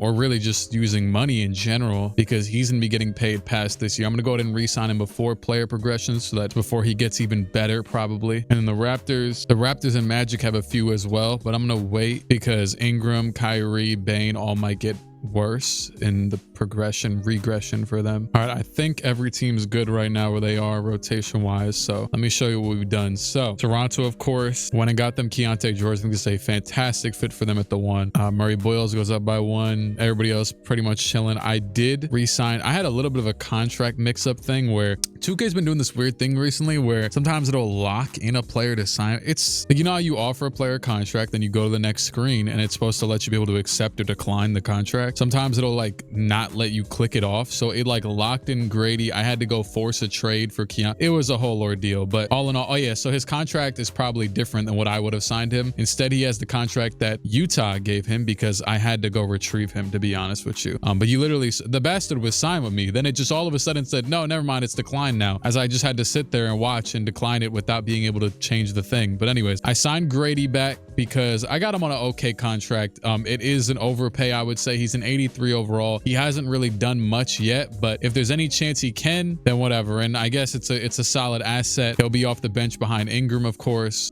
You also got Ryan Rollins I signed here for the MLE this team had, so I went ahead and did that prior to signing back Grady for 14 points, 5 assists last season with the trash can Bucks, but that's good stats, good efficiency, so that's cool. He'll be another backup. We have a lot of guards, I won't lie. I also signed Dylan Brooks, Canadian guy back in Toronto. Sounds good to me. He got traded to Sacramento. I didn't even know that. There you go. Kobe White, I don't know why he got worse. That's alarming, but we got a lot of replacements right now. Brought back Mamu, and then we got Yaxel. And I didn't fill out every roster because it's a lot of players assigned. So this roster is damn near filled out though. The Trailblazers. So they were another team that it was weirdly not letting me accept. And I feel like I damn near could have got a Sar Thompson. I had him agree to a contract, but it wouldn't let me click off of Case and Wallace, where I'd already signed. Whole ordeal once again. But still in a very good spot because I signed Case and Wallace. Very good defender. Might start at the 2 for this team. Don't know how that's going to go. They might want to start Scoot. Whatever they may do, up to them. Cool. Team's gonna work regardless. Probably. Wallace would obviously fit very well next to Luka. You got Luka, Giannis, Denny Avdia. Scoot Henderson is back. 5 years. Assigned him to a descending contract, front loaded, 17 million at the start. It'll be 13 million by the end. Obviously already signed clinging to that extension. Now we got Wallace for 4 years. Stole him off of OKC. I think he was gonna sign with Dallas, but yeah, screw him. Stole another thing from Dallas. Shout out to them. Robert Williams chilling. Got Dame back for the 1 year, 12 million. He's down to an 80 overall. That's fine. That's all we need. You can be a bench player anyway. I'll also I see that Dame can't play the 2. I would like him to be able to play the 2 just because we have a lot of guards. Leonard Miller, brought him in, 2-year deal. He had a good season last year in Chicago, 13.7 rebounds a game, 3 assists. Very good efficiency, big dog. I like him, brought him on. Keldon Johnson, I'm actually gonna go and switch him to a small forward right now. We have a lot of guards, so you could be a power forward, small forward. That works. I don't actually even know why he's at a shooting guard, but whatever. Keldon Johnson's on the team now. He'll be a backup 3, good bench piece. The current reigning 6th man of the year obviously isn't in real life currently isn't having the best playoffs, but who cares? Zach LaVine signed him for the vibes. I already knew he was going to regress, but he's just here for some leadership. And same with Kobe Sanders, not the same thing, but just kind of here filling out the roster. And the Magic, I already knew they were going to be on the short end of the stick in the offseason. Well, kind of, not really, because I got them Tyrann Stokes and I'm an overall pick. So I said, screw it, we're going to double down. And I knew I was wasn't really be able to sign them many free agents, so I signed them Michael Porter Jr., who was always the dude you can get for like a minimum. Got him on 3-year deal. He's 29 years old. He'll be their leader off the bench along with Stokes. Obviously, the wings for this team are just incredible. Kyrie goes down by 2 overalls. Desmond Bane goes down by 1. Jace is looking good. Sabonis goes down by 3. So interesting spot for this team. I also brought on Deuce McBride. I don't know if he'll play. Probably not. Also brought on Bronny. 2-year deal for him. I just kind of, those were literally the 3 signings I made. Kyrie Irving, I could extend. Now, this team is not in a place where it's ever gonna, at least as long as, well, now Stokes is here, and Stokes is a $20 million contract in itself, but I'm not complaining. This team is not a cap team. And yeah, Paolo and Franz are making a big bag for a long time, at least the next 3 years. Bane has 2 years left. Kyrie has 1 year left. And then I think Sabonis has 1 year left. I re-signed him to a little cheap deal. Bane doesn't really want anything, so we'll go ahead and re-sign him past his 2 years, right? Yeah, whatever. He'll be fine. This is some light work. We'll go ahead and re-sign him for this. Kyrie Irving, honestly, Kyrie's usually pretty reliable. Whenever I see that he's on the verge of retirement, we can maybe look at trades by then. But for now, got 1 year. Yeah, I'll sign him for 3. I'll sign him for 3. I mean, I'm trying to think of the timing here. I'll go 2. I'll go 2-year extension for Kyrie. Might be even stretching it there, but who cares? Hopefully this team get a ring before that time. I think this could be the year where they could get, I mean, we might be seeing a Magic Portland finals this year. Noah Penda, you don't really play. I'm not going to re-sign you. Brandon Ingram, he wants just $16 million. That's a pretty big pay cut from the last year. Sadly, Keontae George's contract's a little bit worse than I would have been, but I mean, it's just $2 million off, whatever. So next offseason could be another decent little year for the Raptors. I'm going to tentatively re-sign Ingram at this price because this isn't bad at all. I'll go 3 years because he's a little bit older. He might regress kind of quickly. Jacoby Walter, who did not get much better this offseason, but gave us 8 points, 2 boards. Last year was pretty okay. I'm actually not going to re-sign him. I'm not feeling it. I don't think he's a big enough piece of this team for me to re-sign him. We got a lot of guards. So, all right, yeah, that's it. Finally, the offseason's done. Actually, I got to go watch this damn Knicks game. Let me see, though. I'm kind of excited to see how these teams play. So yeah, so they're gonna start casing over here. The 9-man rotation, I guess it's gonna be. Yeah, that's fine. Orlando's getting kind of complicated because Robinson isn't getting any minutes despite being the only backup center. He played a really big role last year. I'm actually gonna, no hate to Deuce, I'm gonna switch Deuce McBride to something that makes it so that I kind of want to keep the rotation the same for now. I'm gonna just put Deuce at a damn power forward because I don't need him playing right now. Just put Stokes out there. Toronto is trying to bench Ingram for Grady. I'm gonna let them slide for now. I'm gonna let it rock. Now Keontae George wearing that #1 over here. You got RJ, Grady, Scotty Barnes. Hey man, we'll see. We'll see how this goes. I mean, they're gonna off the bench. You have Porzingis, Ingram, Jacoby Walter, Ryan Rollins, and Dylan Brooks. That works fine, but Kobe White isn't playing anymore. Kind of alarming. I'm actually gonna go 11-man rotation over here just to see how Toronto does early on. Yeah, not the best. How about Portland's 10-5, Orlando's 9-7. Each team having their own problems right now. Ant wins the Cup MVP. Okay, cool. Portland's 22-9. That's about as good as almost you could ask for with Luka and Giannis leading the way. Magic have went up to 24-9. So it's just Toronto here at 18-13, which isn't terrible. It's not terrible at all. And now they're on a win streak. And now they're on a win streak, boy. Who's starting during this win streak? Can't really tell by the minutes, but Grady, it looks like, is definitely off the bench, and Ingram has got his starting spot back. So but now Grady's back. So I don't know. Who really cares? Paolo's averaging 20 a game. Kyrie's averaging 19. Orlando's looking good. Sexton's doing his job. Robinson, this is what I mean. He started 20 games. He almost wasn't playing. No chance that could have been the case. Barnes, Keontae George, and basically Colin Murray have started every game over here. And Kobe White has also started 5 games. He also almost was not playing at all. Dylan Brooks has been okay. Obviously a little bit of a guard log jam over here, which I set up by signing Ryan Rollins, but he's also playing great. So how am I to be mad at that? Let's just go to the deadline, honestly, as Orlando has fallen behind the Knicks, but Orlando and Toronto are actually tied in basically winning percentage right now. They're both 1 game behind the Knicks, and the Blazers are 1 game behind. They're actually almost all the exact same record. Portland is 2nd best team in the league. They're 1 win behind Spurs. Magic and Toronto are tied for 2 games back of Toronto. I mean, of Portland, basically. So they're all kind of in the exact same spot, which is cool. Let's see. Portland's the 2nd best offense in the NBA after OKC, and then the Magic are 3rd. The Raptors are 9th. That's not bad, but look at the Raptors. They are okay. I mean, they're not actually top of the top, but they're also 9th in defense. So screw it. That's good. That's solid. Portland's third. You know, my thing is that I think that inevitably I'm going to have to give away, once one of these teams wins a ring, I'll probably just let them go into the distance. And I might have to end up trying to beat my own team, you know, my own dynasties I create. Orlando might be a little bit too crazy as time goes on, of course. Shoot, even Portland. Yeah, I guess, but I got faith. I got faith in the Raptors though, man. Come on, Keontae George. Come on, man. Do what you got to do. Also, is there, I don't actually know that, I haven't kept track of what picks these teams have right now. What are we looking at? Okay, well, the Raptors have their own pick. Trailblazers and the Magic don't have any. So sounds about right. All right, middle of the season. It's been a few days. The Knicks are in the damn finals now as I'm recording this. Obviously, this video I knew was going to take a little while because it's 3 damn teams, but shout out to that, man. It's the trade deadline. And as of this moment, all right, let's get these rings, man. These 3 teams, Blazers are the 1st seed. Magic are the 2nd seed in the fittingly. My New York Knicks are the 3rd or the 4th best team in the league. They're the 1st best team in the East. But hopefully, for the sake of this video, that won't. Y'all already win enough in real life, man. We can cut that out. Hey, I already talked about this on my 2nd channel. I made a video and was talking about the Knicks finals. The fact that we're in a championship, y'all know me. I don't give a damn. Of course, I give a damn. They got to win the finals. But the fact that I could finally say they actually made a finals in my lifetime, forget all that other stuff. I mean, hey, well, I'll take it. I'll take it for now. For the next 2 weeks, we'll see the rest. I'm not one of them LeBron made 11 finals and he lost 7 of them, whatever number it is, type of dudes. If you make the finals, that's an accomplishment. I don't give a damn. Anyways, when it comes to these teams, they've been starting. I noticed the Raptors, interestingly, have been starting Grady Dick over Brandon Ingram for like half of the season. Not much to say about that. Now, Ingram, I did re-sign him. I gotta, re-sign him for pretty cheap numbers. So regardless of what he becomes, he honestly could be a solid contributor here for a long time. But yeah, that's just been their executive decision. And I guess he does space the floor, obviously a bit better, a natural 3-point shooter. I mean, he hasn't really been making them in real life, I don't think, but that's his archetype at the end of the day. Ingram is still one of the more valuable players on the team. Of course, Keontae George, this seems to have been, a righteous signing. 18 points, 6 assists a game, adding exactly what's needed from this team. Shooting the 3 ball. He's damn near 50, 40, 90. I would imagine he's probably the only player on the team that's in that realm. Nobody else shoots oh no, Grady's almost there too. For the Blazers, for some reason, Luka got benched for a game behind Scoot Henderson. Maybe we shouldn't just talk about that. Just don't acknowledge that. But anyways, that aside, they're just keeping on or whatever. Giannis, Luka, Danny, they all adding a lot to this team. It says Keldon and Kaysen are on the negative side, but whatever. And the Magic, they're all pretty good. Jace, not so much, but honestly, I don't like nitpicking and overthinking every little player difference. Let's just see. Oh, it says Luka will re-sign right now. I'm happy I saw that because I think he is. Yeah, he's a free agent this offseason. Luka, right? I'm just remembering how this even went down.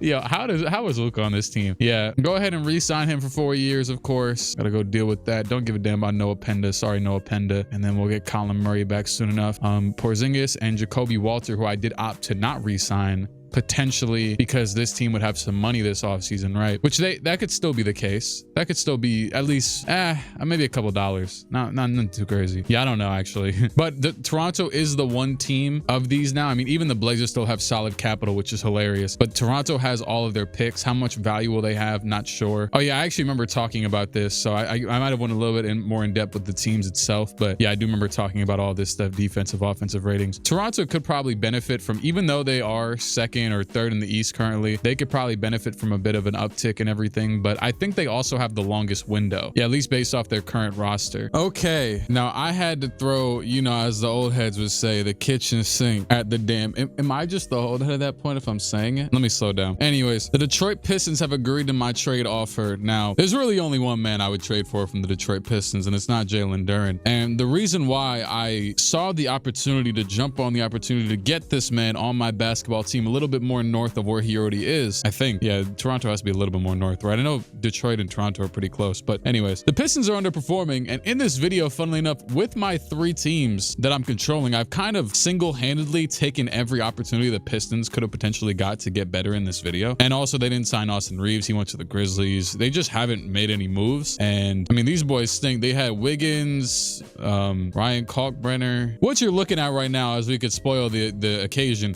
is their entire team now is just our team. I traded them Kobe White, Grady Dick, Dylan Brooks, Brandon Ingram, yeah, I went ahead and traded them everything and Sandro Mamu because I felt like, you know what, there's an opportunity here that I rarely ever feel the need to have in these videos. They're 21 and 30. They're not in a good spot right now. They had him building around the man himself. So I decided to go and call up the Detroit Pistons and put in a trade for Mr. Cade, whatever the hell his middle name is, Cunningham. Can I go look that up? What's his middle name? You have to assume for the sake of the storyline, maybe he requested a trade out, or I don't know, just, yeah, his name is Cade Parker Cunningham. There you go. Now Cade is actually going to go to, which I've talked about at times with friends, go back to a non-lead guard. He will be next to Keontae George. Now my idea going into this was, as this trade probably could have been even easier to pull off, because I don't think the main reason why Brandon Ingram ended up in that trade was because of financial, or also too, at a certain point they just didn't want to accept the deal. I had to give everything I could. We also went ahead and traded I think 1 first-round pick. I think it was just 1 because there was so many damn things to trade. So yeah, it was just 1. It was just this year's. I was honestly planning on trading more, like I even mentioned earlier. But as you can see, Ingram is on, well, obviously we re-signed him for cheap, but he was making 40 million still this year. Now I think once the offseason would have hit, it would have just gave us a bunch of cap space regardless, because whatever. But like, and we wouldn't have had to trade so many damn players to get this done. Well, I mean, maybe we would have, because Cade seemed to command that value. I had to do it for the sake of having to do it. I mean, they didn't accept anything less. They cared about the players more than the pick. And honestly, as I did want to do this for the Pistons, if they do keep this team together, this team actually ain't bad. We just gave him a damn basketball organization right here. Go ahead and put Grady back. Sorry to Grady, I made his overall lower, but it just makes more sense. Put Kobe back at the 1, Grady at the 2. You got Ingram at the 3, Brooks at the 4, and Durant at the 5. I mean, y'all might win 7 more games. I don't know. Some decent, a couple. Anyways, point being, Cade Cunningham, forget the Pistons. He's now on the Toronto Raptors. He's our starting shooting guard. I honestly, because Cade Cunningham's a player, you just focus on getting him and then focus on the rest afterwards. I haven't thought much about the rest of the rotation. And once I saw we were gonna have to start trading every single player, I'm like, all right, I'm not gonna try and think too much about this right now. But this team, we're still looking at off the bench. They got Ryan Rollins, Jacoby Walter, and Colin Murray Boyles. I could try and get Yaxel out there. He would be, yeah, he'd be a good backup wing. That makes sense. And even though we don't have Walter under long-term contract currently, he's a first-round pick. He'll be restricted. He's been playing really good, 58%. I've liked this dude's game from when I've seen Toronto play. I don't watch a lot of Toronto basketball. When I do, he's a good player. And Ryan Rollins, of course, still here, still doing his thing. We got him for 4 years. So this is like a legit core now, which is good. We kind of once I realized this team wouldn't have a lot of money past this year as it is, I was like, anyways, I think I'm just gonna low-key, let's finesse some real quick. Pat Spencer to the small forward, right? Puts his overall up a couple. Let me get some of these nasty 40 overalls out of here real quick. I could trade him for his brother, Colin Sexton. Oh, that's the Magic. What am I, stupid? I don't love the thought of trading with an interconference rival, and even division for this, but Pat Spencer and our 240 overalls for Precious Achiuwa. I'm actually gonna do this. I'm gonna do this because I would be totally fine with running a lineup with Precious, Yaxel playing a couple minutes. This gives us a full 1 through 5, and Precious also too, a second big man who has experience playing the center at times as well, next to Colin Murray, who's also an undersized center, of course, currently for us. So we got 2. We have a very switchable team. Porzingis is the only legit big body dude. Yeah, Keontae George is the only legit bad defender, and even he's 6'4". So this team is real solid. Oh, they're trying to put RJ at the 3. I didn't even think about the yeah, actually that worked. Yeah, that's fine. Actually, that'd be, I guess, ideal for this team. I don't know. Or you know what else we could do? We could move Colin. Let me look at some stats real quick, because we got a few options with this team now. Yeah, I think I'm just gonna start both of them, because Murray Boyle he's shooting the 3-pointer. He's got an 84, and he's shooting the 3 at a 39% clip. Him and Porzingis are both pretty impactful for this team right now. What we could do is bring Scotty off of the 4, put him back at the 3. We can leave him secondary point guard. I don't really care, honest. I mean, it's not really smart. We have a couple point guards on this team right now. Put Colin back at the 4, so we get some, it's not that big of a body, so whatever. And then Porzingis to the center. This could be a ring team this year. Go ahead and put RJ as backup 3 anyways, just because of the height and everything. I mean, of whatever, how things are currently suited. And still got 2 backup bigs. This is gonna be solid. Go ahead and leave it on auto still for all teams. I don't have the other teams, they shouldn't need any moves right now. I mean, Orlando, yeah, you guys got Tyrone Stokes. I haven't looked at you in a while. It's been a few days, but I got Tyrone Stokes. You're good for life regardless. I wonder how good that duel end up. Trade deadline, we can go ahead and head past that. Our Raptors need some players on their roster. Let's go ahead and grab, I don't want to actually get anybody too good that they're going to take Landenberg out of the rotation. Get my guy Landry Shamet though. Give him some money. He earned himself a bag this year. Oh, I just realized Fred's out here. Hold on. I think we got another 40 overall to drop. Wait, what team?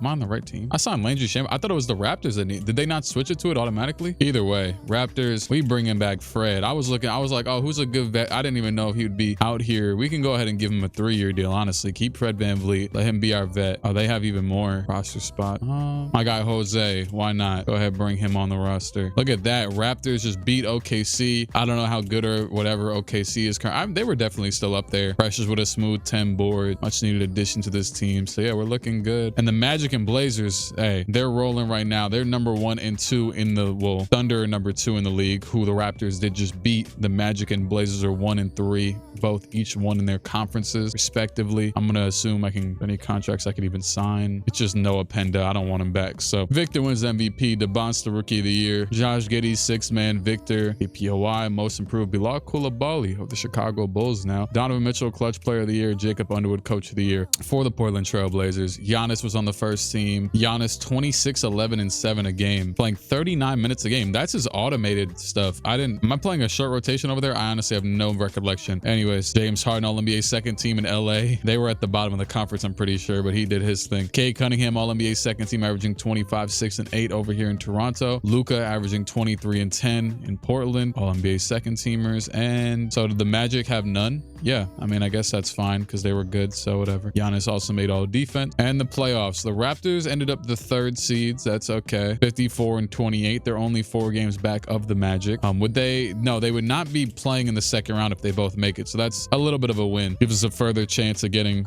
down in the playoffs. All right, let's do it. So Portland is going to be playing against the Clippers. I mean, they're the 8th seed. They just got Kawhi, really, and was Garland still there? I don't know. The Wizards, who weirdly are always kind of meh in this, even with this crazy team that they have at this point. They kind of stink sometimes, but I mean, the Magic, they're gonna have to prove themselves there. And then Toronto playing against the Boston Celtics, who willed their way into the playoffs. They always kind of stink in 2K, but I guess they pulled through. The Raptors will go up 2-0. Every team so far, none of them have lost. Now the Clippers take a game over Portland. Portland takes one back. The other 2 are up 3-0. And we got 2 4-0s in the East from Toronto and Orlando. So that's good. I thought it'd be a lot more difficult. I was actually kind of scared that Orlando was going to lose to Washington. So that's a good win. Every team moves to the second round. Cool. Don't got a simcast when there's absolutely no suspense. They would literally just walk through them. All right, next round. The Magic will play Miami. Miami has DiVincenzo, Tyler Hero, Asar Thompson, Jeremy Sohan, and Bam Adebayo. What an interestingly odd team. Anyways, Toronto is playing Atlanta. Atlanta is LeBaron Fillon, whatever the hell his name is, Dyson Daniels, Benedict Mathurin, Jalen Johnson, Okongwu, Jonathan Kuminga, Julian Strother, still in the keel. And then the Blazers, they have the lucky opportunity to play the San Antonio Spurs with Victor, De'Aaron Fox off the bench, Jimmy Butler, Carter Bryant, Vassell, Castle, Harper. You know the damn team. And just for the hell of it, since I've said every other one, the Timberwolves are playing the Rockets. They look relatively similar, although they have Jamal Shed now, actually. All right, game 1, Toronto versus Atlanta. By the way, too, this is still with like Yaxel Landenberg playing minutes, doing his thing, whatever that may be. He had 7 points in this one in just 6 minutes, 2 for 3 shooting. And we win this game by damn near 30 points, 25 points. Scotty Barnes with 25, Cade with 23, 7, and 11. LeBaron Fillon, whatever the hell his name is, 25 points in the loss. All right,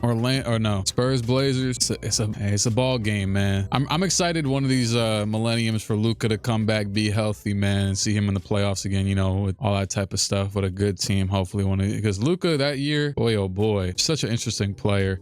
They did lose game 1 though. I'm not gonna panic yet. They did their, did all right. Case and Wallace 0 for 7, 2 points. Luka was 8 for 11. Giannis was 12. I mean, damn. But Victor had this is a brawl, a battle. It's gonna be a lot easier to get a team out of the East and the West, probably. And hey, it's not looking too easy right now. 122 to go. It's a 2-point game. Orlando is up here. Let's see how they do. I don't believe we've seen this team hoop in this video yet, so that's cool. Kyrie's got the rock. He'll give it to Paolo. Paolo down to Sabonis. Sabonis in the low post, looking like Dirk with the damn 41 on his back. Kyrie back to Paolo. Paolo down to Sabonis again. Back out Bane. That's a lot of room for the 3, and that is good. That's why you get Sabonis at a little mid post. He can make them passes. I wonder if pass IQ matters in that scenario. I don't know. Like, you know what I mean? Because I feel like every center isn't making that. Yaku Chionis missed the 3. Rebound. 5-point lead pass over. It's Franz. Oh my god. Please make it. I don't know why he did a pull up, but hold on, bro. Franz, get over here.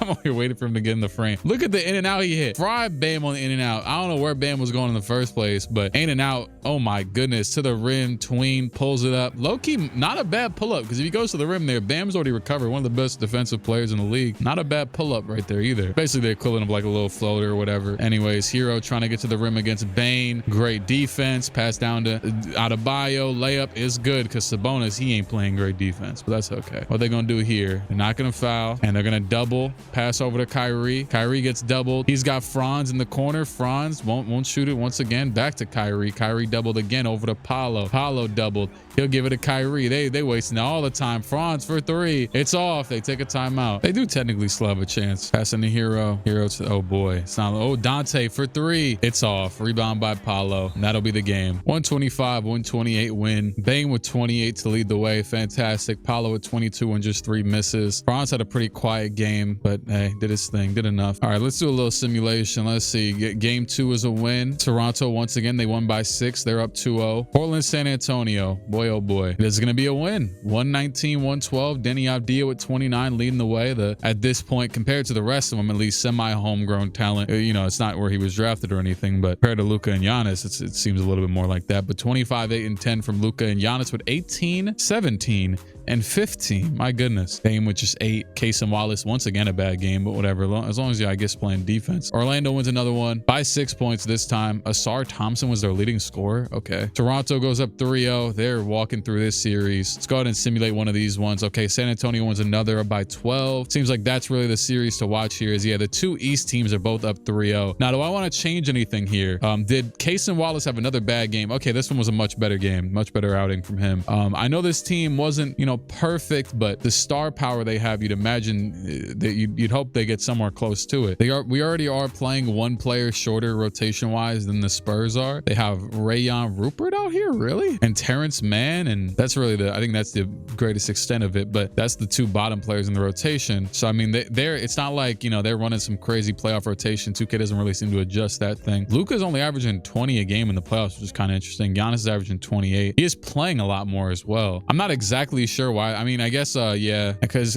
you have 2 backup point guards. So let me actually do something real quick. We need to make a little change for this team. All right, Scoot Henderson's overall goes up to 2. I'm putting Scoot the 2. This might backfire. I just wanted to see. I just let it rock, let it live. Also, yeah, the Raptors just advanced. No surprise there. They haven't lost a game. And oh, there we go. Late game. This lineup is locked in. Yeah, I also could have just put Luka at the 2. I don't know why I didn't think of that, but whatever. It's a 1-point game. Season relatively on the line here, while the 2 East teams will be playing each other once again back-to-back years, this time in the conference finals. Let's see. It's going to be Case and Wallace passing into Luka. Luka with that 16 on his back. I didn't change his number. Whatever. Luka, screen, gets to that 3-point line. Nope, he's going to go to the rim, between the legs, and he spins back out. Wallace for 3. That is good. Case and Wallace, and he actually is the one playing down in the stretch of this game. But so is Scoot. They have a relatively small lineup out here, but they should live though. It's not that bad.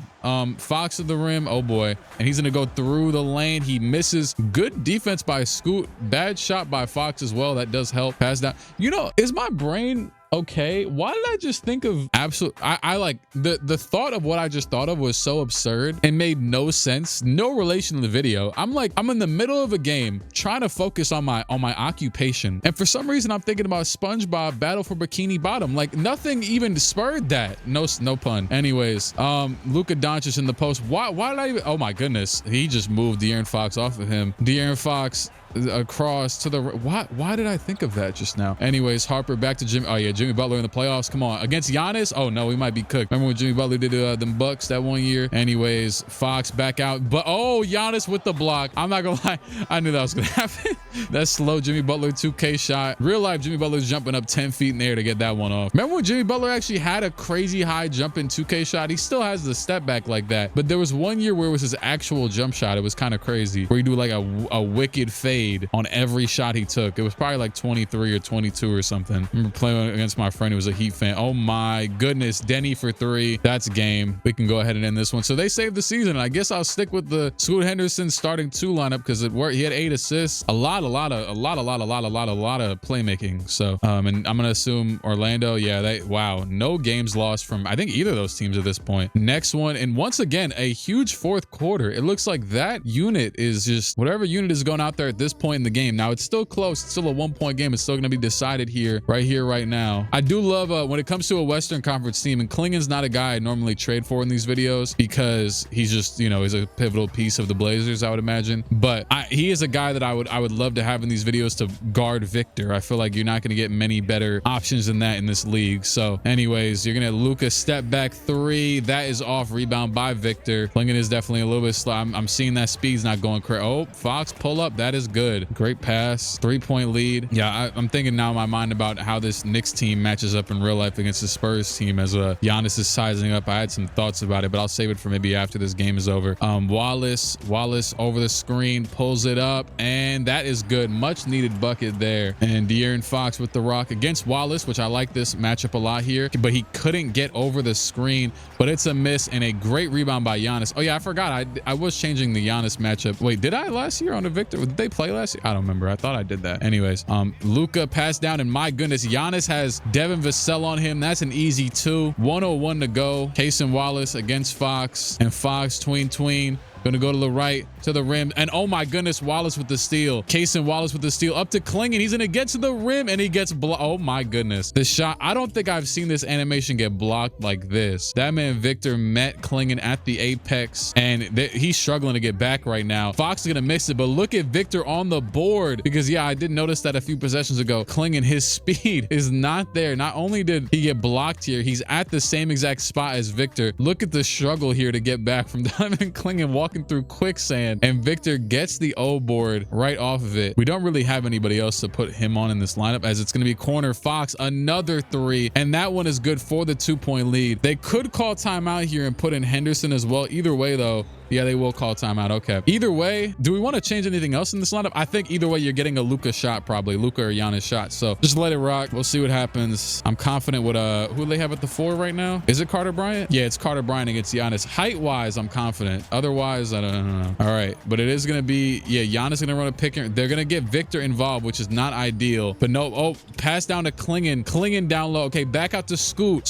He's gonna get a screen. We got a little bit of time. Scoot Henderson, the man that this started with a little bit. Oh my, step back, scoop, pull, it's off, and Victor takes the board. That is heartbreaking. I actually thought that Giannis was about to get this, because I mean, it's him against Carter Bryant, but this man Victor crashed. In this scenario, there's no way, especially with the fact that, I mean, well, okay, actually, yeah, Klingen can shoot the 3, I guess, so maybe he would stay out there, but I'm just saying, I feel like he would crash here a little bit better. But anyways, that man Giannis could not get the board because Victor is down there. If I could really direct some players out here, like what, like a playbook, that'd be elite. Like, you ever played, what was that? I'm trying to think of the type of games I'm thinking of. Maybe it's like a foosball type of game, or like a football foosball. I don't know. I remember I was playing a game on the iPhone when I was a kid, and it was like you direct the players where to go with like little like indicators and things like that before the play would start, and then you would start the play and see how if it actually worked correctly. Like you would draw up the play. Yeah, something like that. I think it was football. I feel like if I could do that with basketball, it'd be interesting. Like, oh, send this player here, boom, boom, actually run the X's and O's. In 2K specifically, I'm not saying I'd be good at this in real life. Are they not gonna foul? They did. Luka was scared to foul. There's no timeouts anyways, but why did Luka not want to foul, dog? Foul outs are off.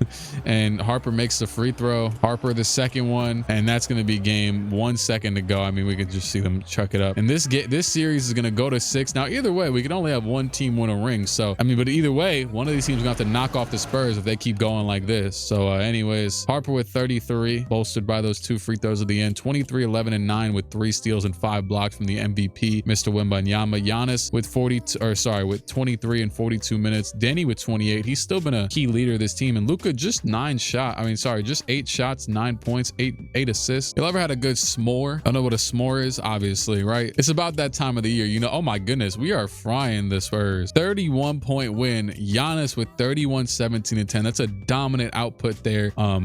Bested Victor, even though Victor had 7 blocks, 20 and 11 in this one. Giannis was on one, and Luka decided to lock in. Dare I say I would rather Luka take the shots than Denny, but you know, it's a game-to-game basis. And Minnesota, the 6th seed, they are in the conference finals awaiting whoever they're going to play against. It was actually 2 lower seeds in the West, as they knocked off, well, Houston knocked off the Thunder, and Minnesota knocked off Cooper Flagg's Mavericks, who obviously too have Anthony Black and Christian Brown now. They made that trade. Did I see this last season? I don't know. They have some nasty contracts. We low-key ruined them, giving them the Jalen Suggs contract, taking Kyrie off their team. Then they trade for Christian Brown. What did they trade for him? What am I forgetting? I don't know. Who the hell makes the money to trade for Christian Brown? Herb Jones? Oh yeah, it was Herb Jones. They traded for him. I think I'm forgetting something here. Yeah, whatever. All right, game 7 in Portland. Obviously, let's just keep the ball rolling. Come on, put ball in hoop. Or like, it really comes down to that at the end of the day. And right now we're looking pretty good. Do I want to jump in here? It's a big game. Let's see. Okay. 5-point game, 1 minute to go. I'm going to jump in just to play safe. I think the Spurs do have the ball here. Do I want to change? Klingen's what, 7'2"? Yeah, I think. And Giannis is he 7 feet tall? No, he's 6'11". I'm going to leave, especially in the half court setting, Klingen on Victor. We also only have like a couple more possessions to go. Let's see. Oh, good fighting over the screen there from Scoot Henderson, and Fox will get to the rim. That's still a bucket from him. I like the effort, but whatever. Cason Wallace is out here too, and whatever the next possession is, I would rather him guarding Fox. Fox is always playing these late games for this team, which is ideal, as Doncic goes at him to the rim, back out to Scoot. Scoot over to Wallace. Wallace has Giannis in the corner. He's going to give it to him. Giannis going at Jimmy Butler. Giannis down low, over the shoulder. That is good. Getting to a spot real close to the basket, using his touch. Giannis, 29 seconds to go, makes it a 5-point game. Let's see what happens here. Do they go for a 3-point shot? They do something stupid? Do they make, miss? I don't know. Is Cason Wallace? They put Cason Wallace back in the starting 5 because he's out here still. And Bryant back over to Castle for the 3. That is good. I just want to see some because I haven't really paid attention to the starting 5s. So yeah, they put Scoot back on the bench even at the 2. I think this is Cason's first game back in the starting 5. They decided this game of all games, or no, maybe no, it was the last game was. Anyways, we're gonna need some free throws here. Ironically, from him, Cason Wallace, season on the line potentially. First one, it is off. They have no timeouts, and he's gonna make one, thankfully. Hey, step up, guard the 3. Don't care who it is, guard. Oh boy, Wallace against Castle. Pass it up to Victor, and it's blocked by Klingen. Donovan Klingen trusting him with the Victor matchup. Oh, this play would go down in history for sure. This play would go down in history. Look at them generics on his feet. What's the real life equivalent of the generics? Probably like a Fila or something. Shout out to Fila. Anyways, I don't know. I'm just guessing. It used to be low-key Pumas. My dad used to wear Pumas. I make fun of him, but then Kawhi signed with him and I couldn't do it anymore. Donovan Klingen, hey, the hand is the ball. He gets the hand. Whatever. Victor couldn't get it down in the rim, and Luka is going to the line. That should be the game. Luka Doncic's first free throw is good. And your Portland trip, we're gonna have 3 teams in the conference finals. I would say that's a 2-year success. Spurs, well, actually, they're gonna launch it up, and nearly stolen by Avdia, but they go for another 2, and that might not do much here. I won't lie, this team actually isn't the best percentage free throw shooting team because Luka is like a 2% shoot. He be bricking sometimes, but he gets another one. Just need one more to close this game out. To actually give us a 2 for 2 at the line. There it is. All this just to get to the conference finals, but you probably beat the juggernauts of the conference, so you should be good. Carter Bryant misses the 3, and that is game. They foul Luka again. We can get out of here. 122, 119, 35 from Giannis, 30 each from Castle and Victor. Victor put his kind of all out there. Giannis was incredible. Luka was incredible. Denny was. Scoot was off the bench now, and that's as long as the coach has the option to start Scoot or Wallace. That's up to him. But anyways, what's the first game here? Okay, it'll be Orlando versus Toronto, the 2 teams that I've built. So this is kind of a weird spot to be in. Keontae George against Kyrie Irving, Cade Cunningham against Desmond Bane, Scotty Barnes against Franz, and you got Murray Boyles against Paolo and Porzingis against Sabonis. Obviously, certain matchups are more in favor of one than the other, but at the end of the day, the overalls are weirdly very well balanced. I would say, I mean, you got RJ, Jacoby, Ryan Rollins, and Precious against Michael Porter Jr., Tyrant Stokes. The benches are relatively, maybe not even. I think the top half of the bench is basically even, but then Orlando's got the better bench. Let's be honest. Orlando's got the better bench. But the Raptors might have now the best player in the series at Cade Cunningham. You know, him or Paolo, depending on who's playing better on any given day, I guess. And ironically, a matchup of those 2 from the first round of this year. And then Portland, Minnesota. Minnesota is just Dennis Jenkins, Ant Edwards, Ayo, Julius Randle, Naz Reid, Jaden McDaniels, Jamal Shed, Terrence Shannon, and so on and so forth. So let's see what happens. Game 1 in Orlando. They are currently walking down the Raptors. RJ Barrett led the way with 17 on 21 shots. Isn't he off the bench? How did he get okay, Precious Achiuwa was fantastic in this game. I was thinking about shortening the rotation, which I still might. But no, I mean, we're going to let it rock for now. I mean, either way, I can't lose, so whatever. We have a 3 out of 4 chance of getting one of these teams their first ring, so yeah. And first game in Portland, they are struggling and will lose to 54 points from Anthony Edwards. I think I'm actually going to switch low key, bro. Yeah, actually, no, just let it rock for now. I was about to do something hilarious and put Giannis at the 2. I still might do it. And it looks like these two teams have a close game. I'm suffering from success right now. Orlando and Toronto in this pretty ugly Orlando arena. I'm not going to lie to you. I don't like the vibe of this arena is ugly. The jersey matchup is bad. Everything about this right now is not good. But anyways, it's going to be Cade with the rock against Franz. Pass down to RJ for the layup. That is good for the 2-point lead. And we're at the 2-minute warning, 2 minutes dose. Kyrie Irving against George. He'll give it to Paolo against RJ. Gonna try and go get them two back out the mud. And that one is good. Hey, Cunningham with the rock. He'll get the screen from RJ. He's gonna get all the way to the rim. Absolutely no resistance except for once he got there and he gets fouled by, is that MPJ in the game? MPJ wearing 24 makes sense. He's shooting that rock like Kobe. I would imagine this is a foul. Yeah, I mean, he hit his arm. Oh, also they don't have a timeout, so I can't challenge it if I wanted to. It's kind of fun now that I'm controlling two teams. If I challenge it, I really don't have bias towards either. Kyrie Irving against George again. We're gonna let the matchups rock for now. Pass over to Paolo. Paolo against Murray, and wow, that is a huge block from Colin Murray Boyles, putting Paolo in hell. Corner, Cade Cunningham to the rim. Cade back out to George, back over to Colin. Colin to Cade. Cade steps it back, trying to get to the rim, trying to force his way there. It's not looking pretty, and Murray Boyles will shoot the 3. That one is off. Pass up to Paolo. Paolo cross, spin, half spin to the rim, back out. Nearly tried to get it to Kyrie, and Paolo. Horrendous decision making here, and Cade Cunningham wide open for the 3, and it looks like they are en route to tying this series up 1-1, which is fine by me. Good hoops right now. Damn, I see Colin Murray picking up Paolo super high up. I didn't tell him to do all that, but that's good. Paolo getting clamped right now. Back out. Bane is wide open. That's a good 3. And actually, I didn't realize how much time was left. There's still 40 seconds. So all they need here is a stop. But oh my goodness, Murray Boyles the layup. The pass, he walked the damn tightrope. This shot should not have, let me see. Got them damn generics on. That's why maybe they got magnets in them or something. I don't know. Let me go to just him alone. Look at how close he gets out of bounds here. It's the damn force field. The pass, move that pass like prime Aaron Rodgers. Cade Cunningham with the dish. I think it was Cade. Paolo. Look at how high up Murray Boyles playing him. I have not changed any type of matchup. That must be like an IQ thing or something. That's a foul. Should I just challenge it for fun since nothing really matters at this point? It's definitely a foul. I mean, Paolo does initiate all the contact at first, but yeah, whatever. Paolo free throw. Ball don't lie. No, it's lying. And this Raptors lineup with Murray at the, I mean, obviously Scotty's a great defender, but to have Scotty on Franz and be able to put Murray on Franz is, or whatever the hell I just said, you get it. To have them both on the wings is a luxury in this series rather than playing Murray Boyles at the center. And they're just not gonna, I mean, I guess they're currently not fouling, but they don't have a timeout. Cade though is gonna half spin lay. That's game. That's the game. Cade with the half spin lay, pass over to Franz. Franz for the 3. It really doesn't matter. There's 3 seconds left. I mean, unless there's a miracle here, they can get a steal, and they really could get a steal and put up a half court shot, and we might see one of the most insane finishes in this channel history. But let's see. Nope, it'll be Cade free throw. And once again, we're scared to foul him. Full court shot's the only chance here. Cade first free throw is good, and Cade the second free throw is butter. Yeah, this one's our wood. 2 seconds to go, and the Toronto Raptors will tie up the series 2-2 or 1-1, whatever. Shut the hell up. Franz, I don't know why y'all dapping up after the game. Nobody does that in the playoffs. 23-10 from Cade, 21-7-4 from Paolo, 28 from Franz, 20 from Scotty Barnes. And we're gonna have game 2 in Portland against Minnesota. And I didn't change anything when it comes to, you know, the matchups or whatever. But I mean, now that this game is getting so damn close late here, I am gonna put Giannis there, put Avdia there. Let's try that. Hey, they took the lead. That might be the key. Key might be putting Giannis on it. That's some cheese. Blazers, they're gonna win this one by 6 points. Giannis with 26, 14, and 13. My goodness. I'm gonna go ahead and just do that. Actually, I'm just gonna go here, boom, put him on Anthony Edwards, lock in. There we go. And Orlando Toronto game 2. Might as well enjoy the games here. They're low stakes. I swear if y'all end up losing, every team here ends up losing to Minnesota, I'll be sick. Toronto, it got really close to the end. The offenses were on one in this game. Hopefully I had to stop the recording again to go watch that OKC game last night. Hopefully I said the final score of this game. Toronto beat Orlando. There you go. Slightly more importantly, once again, is, you know, guaranteed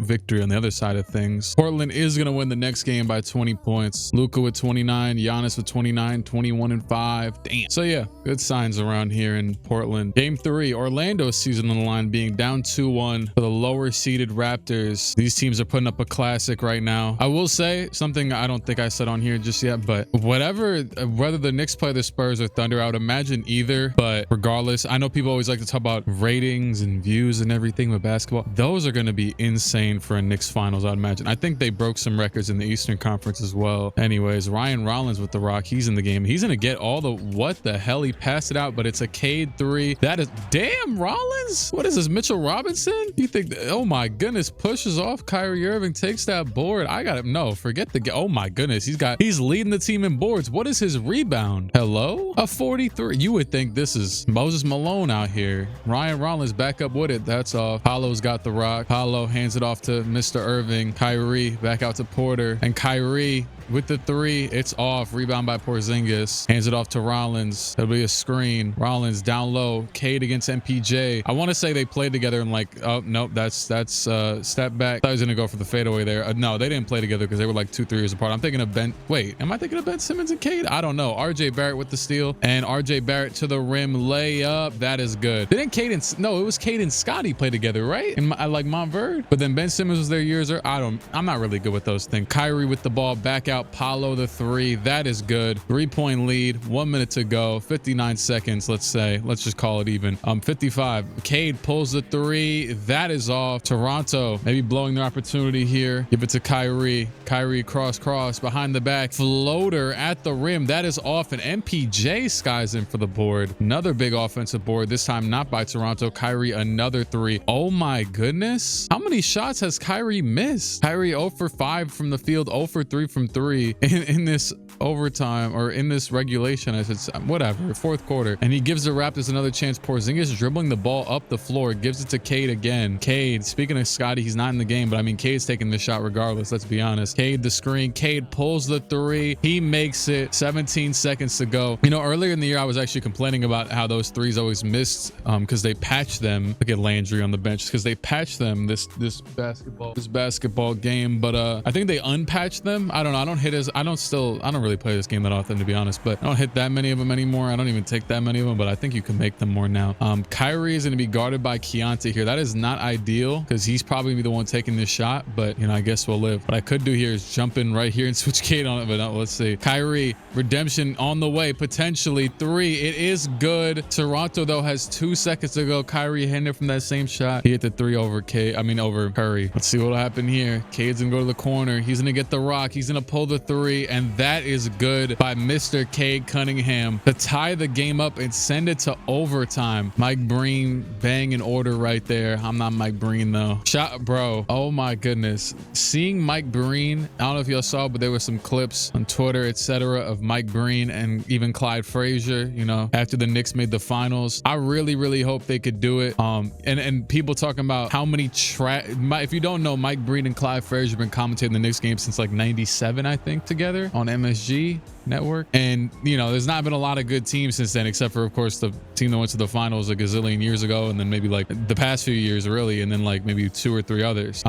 They had to go through hell to get here commentating this team. So yeah, I really hope. Anyways, game's tied. Pull up. Cade gives it to Porzingis. Beautiful pick and pop. But that is off. Porzingis, I think he's played a gazillion too many minutes this game, as Sabonis is trying to get to the rim. Back out to Kyrie, and now he's got to guard Kyrie Irving behind the back. Oh no, he might drop Porzingis. I don't know what that whole sequence was, but he missed the layup. Porzingis didn't block it, but Kyrie missed it anyways. Over to Keontae for 3, and that is good. Obviously, Cade has been a very valuable pickup over here regardless, because while Keontae gets that big shot there, I mean, we're pretty deep in the playoffs right now, and Cade's a proven, you know, playoff contributor at this point. Playoff performer, I should say, I guess. As Bane over the screen, his pull-up. That's a pretty pull-up, 2K. I'm not gonna lie. That's a nice pull-up. Might gotta use the magic on play now or something. I played a play now game yesterday for like the first. Oh my goodness. Cade step back layup. I don't know what the hell he just strung together. He just, like, his controller glitched. He hit the wrong combo of moves and it still worked. But yeah, I played a play now game with the Bulls against a dude, and I think I beat him.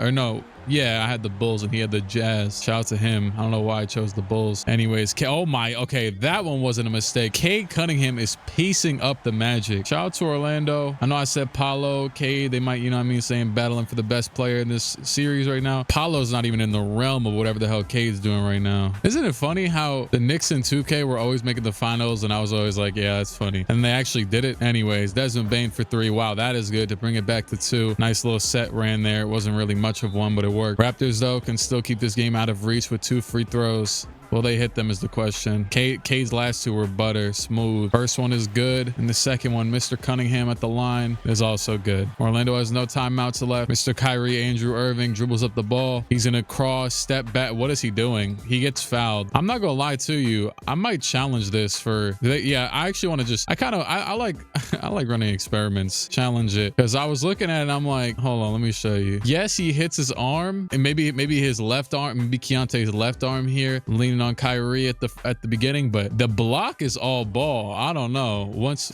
he gets over there, coach's challenge. Come on, man. Let me see. I'm about to say though, they don't really, oh, call stands. Okay, so it was I mean, I'm not really too surprised at it. They have 2 timeouts and they don't even really need them, so I was just interested. Kyrie at the line, first one is good. You can't really simcast out because some BS might happen. Toronto gives it to Keontae for the free throws. Nope, he passed off to Cade. Probably a smart move. No, boy, we're getting the zoom in of doom. Kyrie, pass over. Paulo with the, yeah, this is over. We're doing a little bit too much right now. Yeah, okay. Toronto is going to go up 3-1 in the series. Orlando and Kyrie Irving absolutely folds their Paulo with 32. Oh my goodness. Kyrie was 11 for 30. That's bad. Cade 8 for 20 in this one. 5 for 10 from 3, 33 points. Whole team really showed up. A lot of players getting a lot of shots. Porzingis was pretty bad, but I'll let it slide, I guess. Hey, I've never taken Yaxo Landenberg out of their rotation. It's been working just fine. Shout out to him. I don't know if that's how you say his name, but you're gonna say it for now. I remember trying to say Precious Achua's name back in the day, back before he was in the league in like 2K20. That was a process. Surprised I figured it out, to be honest with you. I might have only figured out when he got to the Knicks. I can't really remember. All right, Portland's gonna go up, I believe 3-1 now. Luka with 37, 8, and 11. So they have finally imposed their will, shown their dominance, etc. 3-1. Orlando, Toronto. Remember there was a dude named Orlando in Chicago. He was like the first legend on like 2K15. Shout out to that, man. I think I hit, or it was some game like that. I remember I hit legend 1 or 2 on 2K15 and then never cared again. I don't know how, you know, it's grand of me to say this, considering that I do the same 7 My League simulations every day. I didn't really know how people got duped into trying for like legend on 2K every year. I was kind of bored of it by the time 16 or 17 came around, honestly. Park in general, I never really cared when all that stuff fell off. I like the rec, but yeah, I used to be in, there was a all right, I've actually probably never told this in this channel. I was in a rec league on 2K in 2K15. We used to have to change our servers to go to like, I don't know, Singapore or something, and then you would be in like a private, because back then the rec, you had to walk in and it would be 4 courts, kind of like a park, and it was always so damn laggy. But more so the servers thing was so you can be in a private court against other people in this league you were trying to play in. I thought Cade just went back court right there. Anyways, Cade steps back. He's trying to end this damn series right now. Hold on, Cade, spin, lay. That's good. My goodness, he's tearing up this court right now. Anyways, yeah, I remember that year was the year of the demigods, as Kyrie goes to the rim, layup. Okay, that shot was good, I guess. It was pretty ugly, but it went in. Kyrie could do stuff like that. Oh my goodness. And Cade can do, you know, Cade can do stuff like that. Cade was throwing, boy, if there's anything Cade's been getting flack for, it's them turnovers. Cade be sometimes just throwing the ball to whoever's sitting in the front row.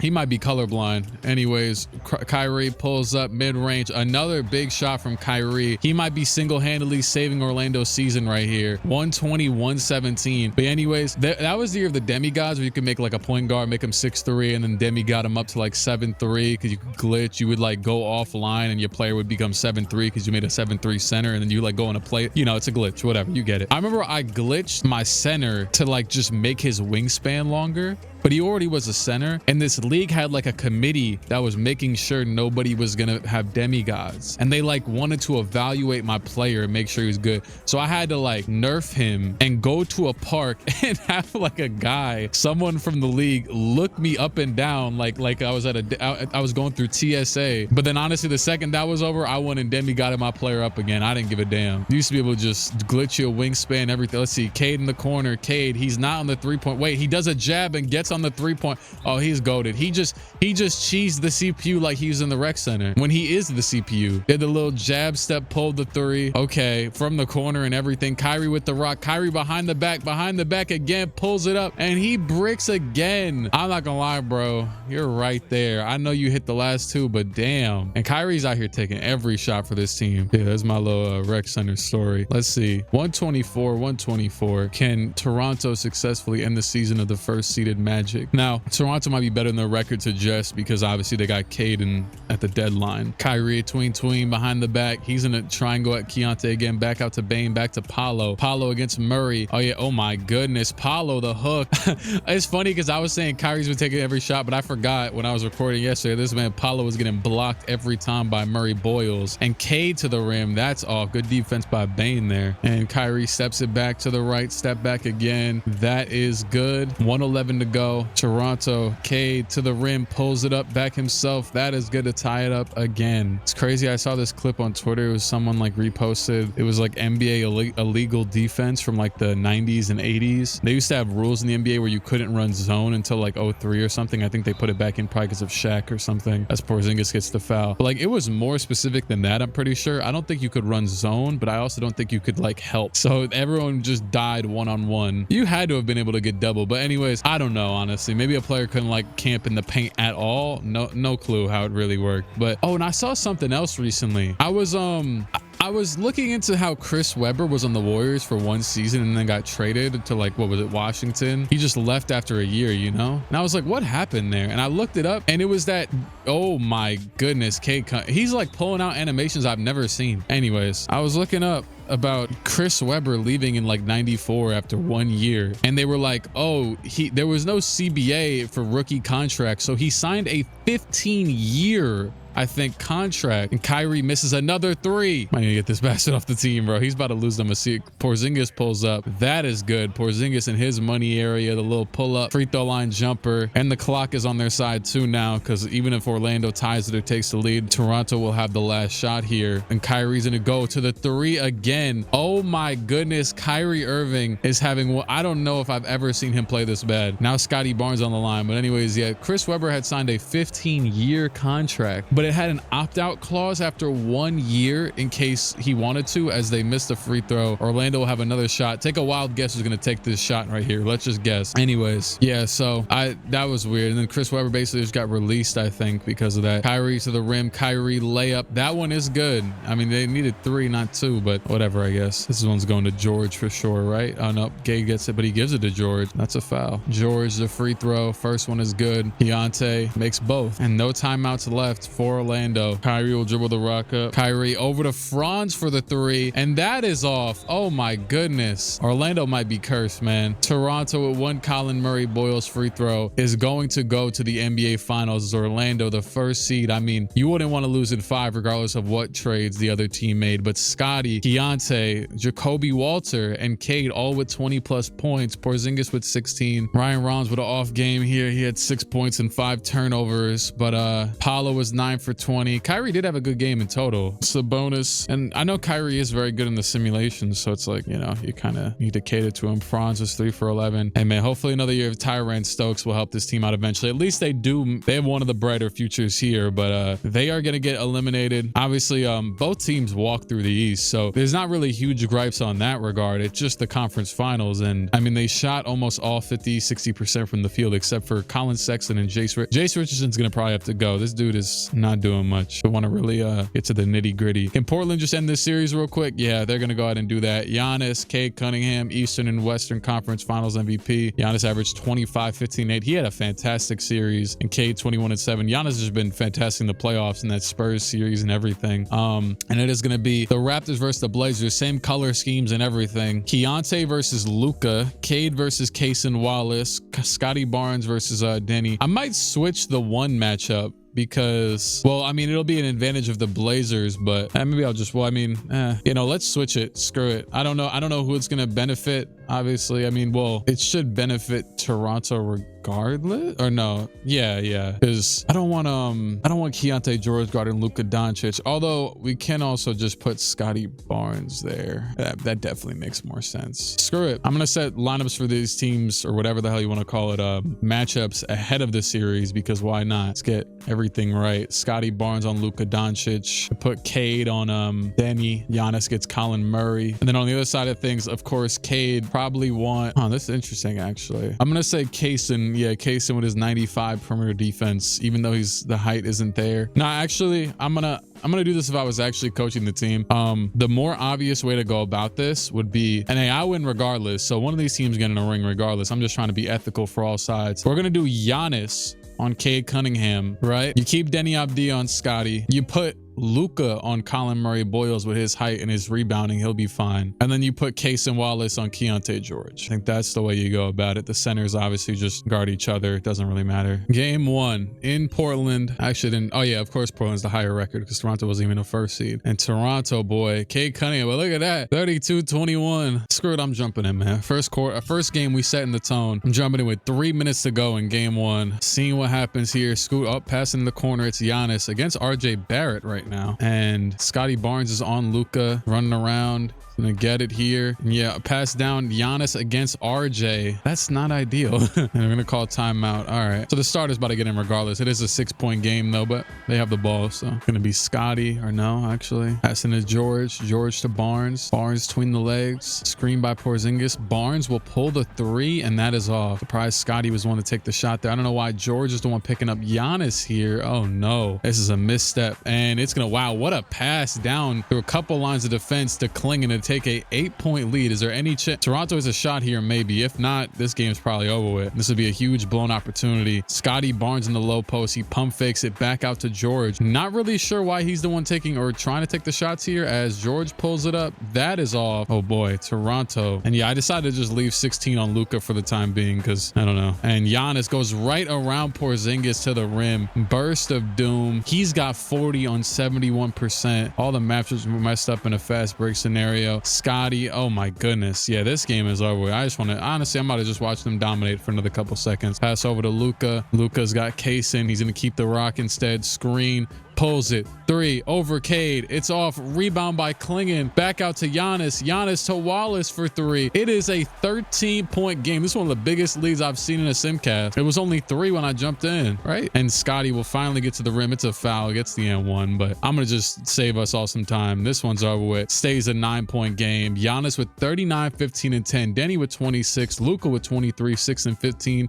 And Clique with 23. Toronto was having a good game till late there. I am thinking about maybe shortening their rotation. They do play one extra guy, which is Mr. Yaxel, but I'm gonna leave it for now because they were playing really good that game until near the end. 9-point lead for Toronto late game here. Cade and Keontae George with 27 and 24. 5 steals from Scotty Barnes. Looks like they were doing a lot on the defensive end. Yeah, they had 16 steals to Portland's 4. Scotty had more by himself. So the defense of the Raptors what comes through here. They shot about the same from the field, but the turnovers was the difference. All right, 1-1. This would be a shock or a very interesting turn of events if Toronto's the one to get the ring here when I wasn't even, I mean, Cade Cunningham might just be that good. Pistons are lucky they weren't the 85th seed. As Cade with 26, Giannis with 34, Denny with 25, Luka with 19 and 10. But the Raptors win yet again. Okay, Toronto gets their win in Toronto. I mean, sorry, they're damn near the same name. Portland gets their win in Toronto. Denny with 25, Clique with 23, George with 25, Cade with 22. Game 5 in Portland. They take the third quarter lead. Now the Raptors come back and take the lead back for themselves. 3 minutes to go. Huge deciding game here. We're going to jump in with 2 minutes. 3-point game. He's Scoot and RJ in the game. They might be starting Scoot for all I know. Giannis is on Cade right now and pass into RJ Barrett. RJ crossover to the rim. The spin. He pump fakes it. He takes the layup. That is off. And Denny back up the other way. In and out. Cross to the rim. Spin. Back out. It's Scoot for the 3. That is good. Scoot Henderson. I would imagine, is he the longest tenured player on this team at this point? Has Robert Williams been here longer? I'm trying to think. I think they'd be tied. Obviously, Dame took a little break, but Rollins with the rock against Luka. He gets the screen for Porzingis, pass down to Cade in the post against Giannis. Cade, he takes the layup. That is good. 1:41 to go. Back to a 2-point lead for Toronto. Looking for their first ring in about probably 10 years at this point. I don't know. I forget what year it is in this. Probably like 8, 9. Anyways, Luka with the screen, pulls the 3. That is good. 1-point lead for the Blazers. And Cade, the screen from Porzingis. Cade Back out to Porzingis. The three. It's off. Rebound by Giannis. Luka. He's going to pull a deep 2 instead of getting all the way to the rim with his slow so. And that is good. So it doesn't matter. Cade. And he's going to force it up. Boy, Donovan Clingan has some of the worst speed. Because how are you getting beat in foot speed by this old Porzingis? He has a 42 speed, 45 agility. Porzingis is a 62. That's not good. But guess what? It's good when you're playing against a damn man stuck in quicksand. Luka gonna get the, I would imagine, a screen from Big Jan. No, he calls ISO. Luka to the rim, back out. It's Denny for the 3. That is good. It is a 4-point lead for the Blazers. Cade against Giannis. Can he get another bucket? Cross between the legs, steps it back, trying to go back at him. Back to Jacoby Walter here. Screen from Porzingis. He pulls a fadeaway, and that is off a very ill-advised shot. And it looks like Portland's going to take a 3-2 lead here, more than likely. Yep, they make both free throws. Toronto does have a timeout. They don't. If they take it right here, I'm about to just, yeah, they're pissing me off. All right, let's just get out of here. 118, 113, 21 from Scotty in the loss. Cade with 17 on just 4 for 7, but he was efficient, I guess. 8 for 8 from the line, 4 for 7 from the field.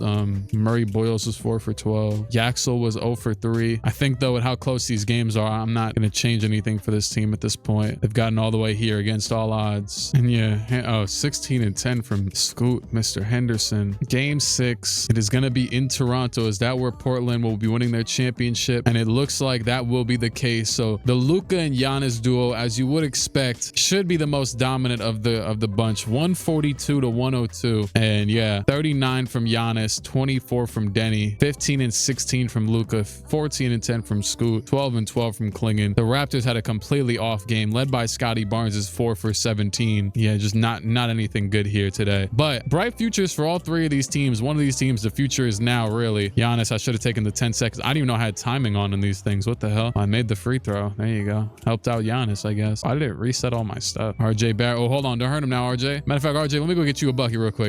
Watch this. RJ gets that rim off the glass. New York's finest. I'll probably reset my stuff because I got a new controller. Just thought about that. Anyways, would that be how it works? I don't know. Giannis is happy. First ring for Giannis since 2021, and he was on some garbage teams the past few years. Had to save him from over there. Got Luka, also saved him out of LA. Was this year 2 of this video? I have no clue. Anyways, who the hell is that? Oh my goodness. Someone let their little cousin on the court or something. I don't know who that is. And Giannis, he's gonna hoist up that championship trophy over here in Portland. I know y'all happy. He's gonna win. He deserves, for the playoff run as well, he deserves that finals MVP. He was the best player on this team with the, and then he guarded Cade in the finals. I mean, I know I'm the one who made that happen, but yeah. And yeah, Cade was a lot quieter in this series than previous. Felt like it was only fair, especially because it's my teams, both of them, to make it the best possible matchup it could be in 6 games, competitive 6 games, except for this one. We'll take it. We'll be seeing Toronto soon. And I said I would rescind control of these teams. I think I'll probably just put everything for Portland on auto, especially because they're pretty set. I mean, I might put their like trades and everything like that on auto, but then still re-sign their players, you know, because they're not going to trade Luka and Giannis. If they want to trade, I don't know, anybody else, it's up to them. It'll make it kind of interesting, but they got their ring. I got 2 other teams to focus on. Ironically, both of the Eastern Conference teams, so they're going to have to, you know, that'll be difficult in its own right. But yeah, this is 2028, so it only took 2 years. And yeah, for their playoff stats, Giannis 28 points. Right, I forgot Luka wasn't even averaging 20. Luka with, I mean, just under 20, 10 assists. Denny with 21, 5 and 4. Giannis with 28, 14 and 8. Steal, a block. Actually, I'll probably just, well, Dame's yeah, they're gonna have to decide on Dame. Yeah, I'd rather have one less team to worry about in the offseason and free agency, so I'm probably just gonna throw all this stuff on auto. Stokes, we're gonna have to lock in on that efficiency down the line, big dog. Looking at these Magic stats. And then the Raptors, so you got 22 again. Damn, I didn't realize Scotty was averaging more than Cade in the playoffs, but he had 22 a game from Scotty, 20 from Cade, 16 from George, 16 from Barrett. So that's good to know. He was that big of a contributor in the playoffs, even off the bench. I mean, he was playing 29 minutes a game. Murray Boyle's a little inefficient here, 44%. But as long as you keep doing your Draymond thing or something, I mean, you're not passing the ball like him, but yeah. I think he could, maybe. He has that potential. Not in the game, but in real life. And Cade, 21 a game in the finals. Murray Boyles was very, I mean, he had Giannis on him. Actually, no, he didn't. He had Luka on him. Scoot Henderson, just 38% in the finals. It was a tough one for both teams. All right, we're going to move on from there. And actually, let me just go do this now. Portland, why is it? Go ahead and put all their stuff on automated. Job finished in one of these very northern cities. Well, except for Orlando. Knicks via Brooklyn with the 4th best odds in the draft. That's weird. Bucks, of course, have the first odds. This is probably their first year with their draft pick back. Or no, because did I trade them that pick back? Probably for Giannis. I don't remember. Anyways, the Lakers get the first pick after losing Luka. Bucks drop to 4. Pistons, Warriors. Oh, Pistons as well. Where were they at? Oh, the Pistons jumped from 7 to 2. See, a lot of the teams that we've bludgeoned and taken away their stars benefiting now. Guy Thomas, Michael Jordan Hall of Fame potential. This might be a little Toronto move right here. No, maybe. I mean, shoot, I already took the first pick last year. None of these teams have a first round pick this year. I think I'm gonna keep it that way, to be honest. I actually did try to throw the most garbage BS offer together ever to get the first pick from LA. They did not accept this. Every first round pick from Toronto, Precious Achiuwa and Fred VanVleet. I don't really want to. Oh, I can't trade a couple players who are expiring. Like, I would trade Porzingis right now, but he's a free agent anyways. I genuinely would do that. And is there any on? I don't think Orlando. Yeah, they don't. Mitchell Robinson's a free agent. That's cool, man. Go bring him back. But yeah, they are gonna need a new center. Now this guy doesn't cover that anyways. I would rather leave the lineup kind of fundamentally as is. I know Murray Boyle struggled a bit down the stretch, but let me see. Is that dude? Oh, he didn't go number 1. Hold on. No, that's big. Hold on. Can I switch to Toronto real quick? Call up the Pistons because you got the other team already got Stokes. I'm trying to see. I will say too though, the one impending thing about Orlando is if Kyrie keeps playing like that, they got 2 other 30-year-olds. Even Sabonis is 32. This team does have one of the shorter windows, and the only team that didn't make the finals, so they could. I mean, let's just hope Stokes, locks in for their sake, but and whoever else. But for the sake of this trade though, especially with the capital they still have, I mean, Orlando only has 2 firsts. Let me try that BS trade with the Pistons. Oh, and this is I just realized we're gonna be taking everything for this team. Here you go, man. Oh, they added Scotty Barnes. Yeah, Parrish. You could have Precious, 2 firsts. Fred VanVleet, we got him another ring. Give him another first. Give him another first. And they agreed. Okay, so that's the official buy in there. He's only a 78. Don't know. I mean, he'll probably play for us, I'd imagine. I'm gonna get him some minutes since Yaxel was playing the last year anyways. Maybe get Precious out of here, get him some minutes off the bench, and Dyson Daniels gets traded for the 3rd overall pick to the Warriors. That dude, he's the one who looked like Jordan. I mean, Jordan didn't have no beard, but all the other picks on here are 2nd round picks. We're gonna let them all go by. Don't really care. All right, no appended team option. I mean, Orlando doesn't have bread anyways. We can keep him around. Yaxel, make sure we keep him using the damn finals rotation. Real quick for Orlando, I want to re-sign Paolo past his current contract. I could sign him back for another 2 years. We'll give him the $45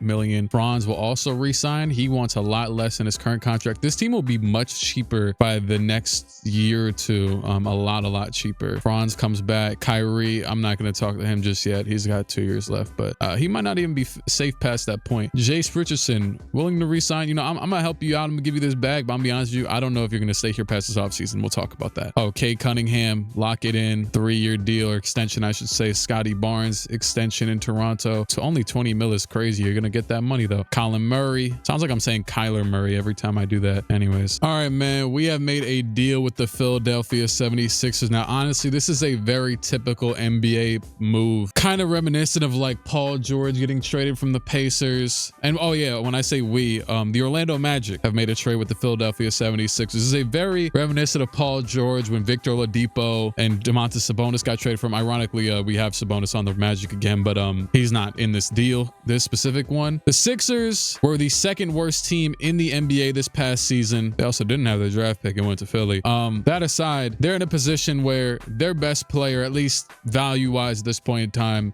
their young guard or prime guard, I should say at this point, had 1 year left on his contract, Mr. Tyrese Maxey. And my thought process here is, why would Tyrese Maxey ever want to re-sign with this team? This is like Anthony Davis and the Pelicans, Paul George when he was trying to get at, well, Paul George, lucky the Pacers were never really that bad, but they were mediocre. But yeah, whatever. I guess he made the right choice. Well, whatever. Who cares? Anyways, Tyrese Maxey, welcome to the Orlando Magic. He averaged 29 last year, 22 this year. Weird that his stats took that much of a drop. And we have traded. I was gonna, trade picks. You know how this game is. This game always takes the opposite of what I want to actually give him. But we gave him Desmond Bane, Jace Richardson, Rixie Garay, who they just drafted in the 2nd round, and Noah Penda. That was it. Desmond Bane was not actually the guy I was trying to trade here. Ideally, the trade package here would have been, yes, probably including Jace Richardson. It was gonna be Kyrie Irving, but he just started his next extension. Is only making $15 million. It was gonna be something like him and Sabonis and Jace or something like that, and some picks. I don't know, but Desmond was making $40 million still. Maxey obviously is as well. Maxey does only have 1 year left, so he could potentially make less than 40 on his next contract, although Bane was going to be making like 6 million on his next contract. The difference is though is Maxey is 3 years younger, so his value won't be that much lower than his current deal, and he's better, obviously.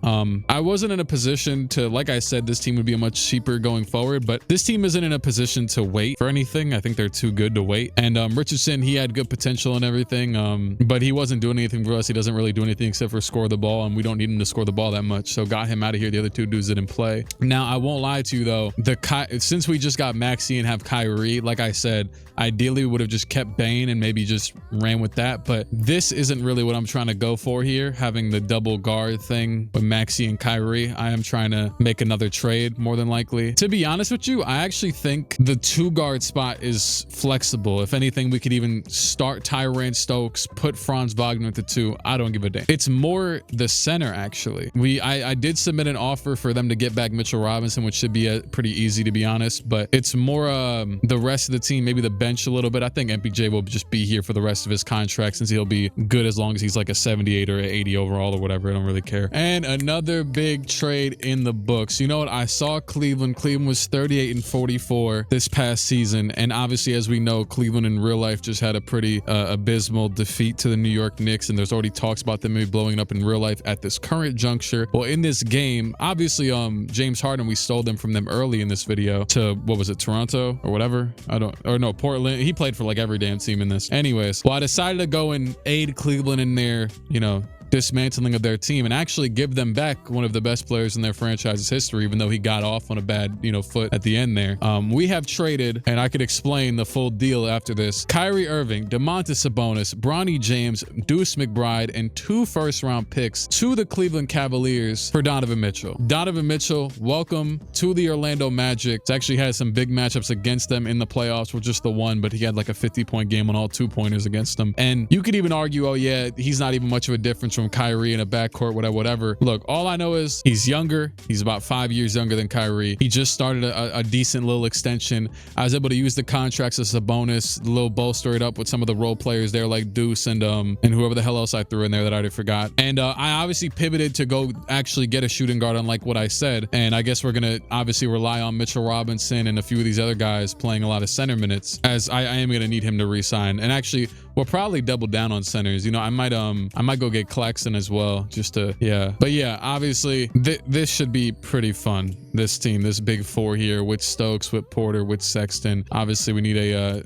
centers, another 2 guard, and that's really it. The rest is good. So a pretty heavy retooling here in Orlando, but the actual fundamental, concept of the team is still pretty similar. Another day, another finesse, man. Another day, another finesse. I'm gonna give Porzingis there's a lot that's been going on here in this free agency, and it isn't that crazy. It's just, this is a finesse in itself. So with Porzingis, this is Toronto, of course, team that he was on. I'm going to sign him to do I want him to be available during the draft, or do I not care? I don't think he makes it through the season with this salary number. And okay, so watch. Yeah, we're going to sign Porzingis to a 1+1 deal for $22 million. That is way over what he is needing to get. Well, I'm getting my owner. Look, that's almost what he would make in 3 years in the Wizards. But I'm doing that on purpose because we're going to re-sign Porzingis. He didn't even, oh my, he got, that's like when Evan Turner got that offer from the Blazers and he was like, hold on. Because in Toronto, that was, we're in the free agency now. The moratorium has passed, and how I finesse this is we have signed Pascal Siakam as well to a 1-year deal. Gave him all the bread I possibly could as well, the full MLE, to come back to Toronto. He might stick around for the 1 year. Who knows? I would imagine him and Porzingis both are about to hit a mean regression period because they're both pretty old. But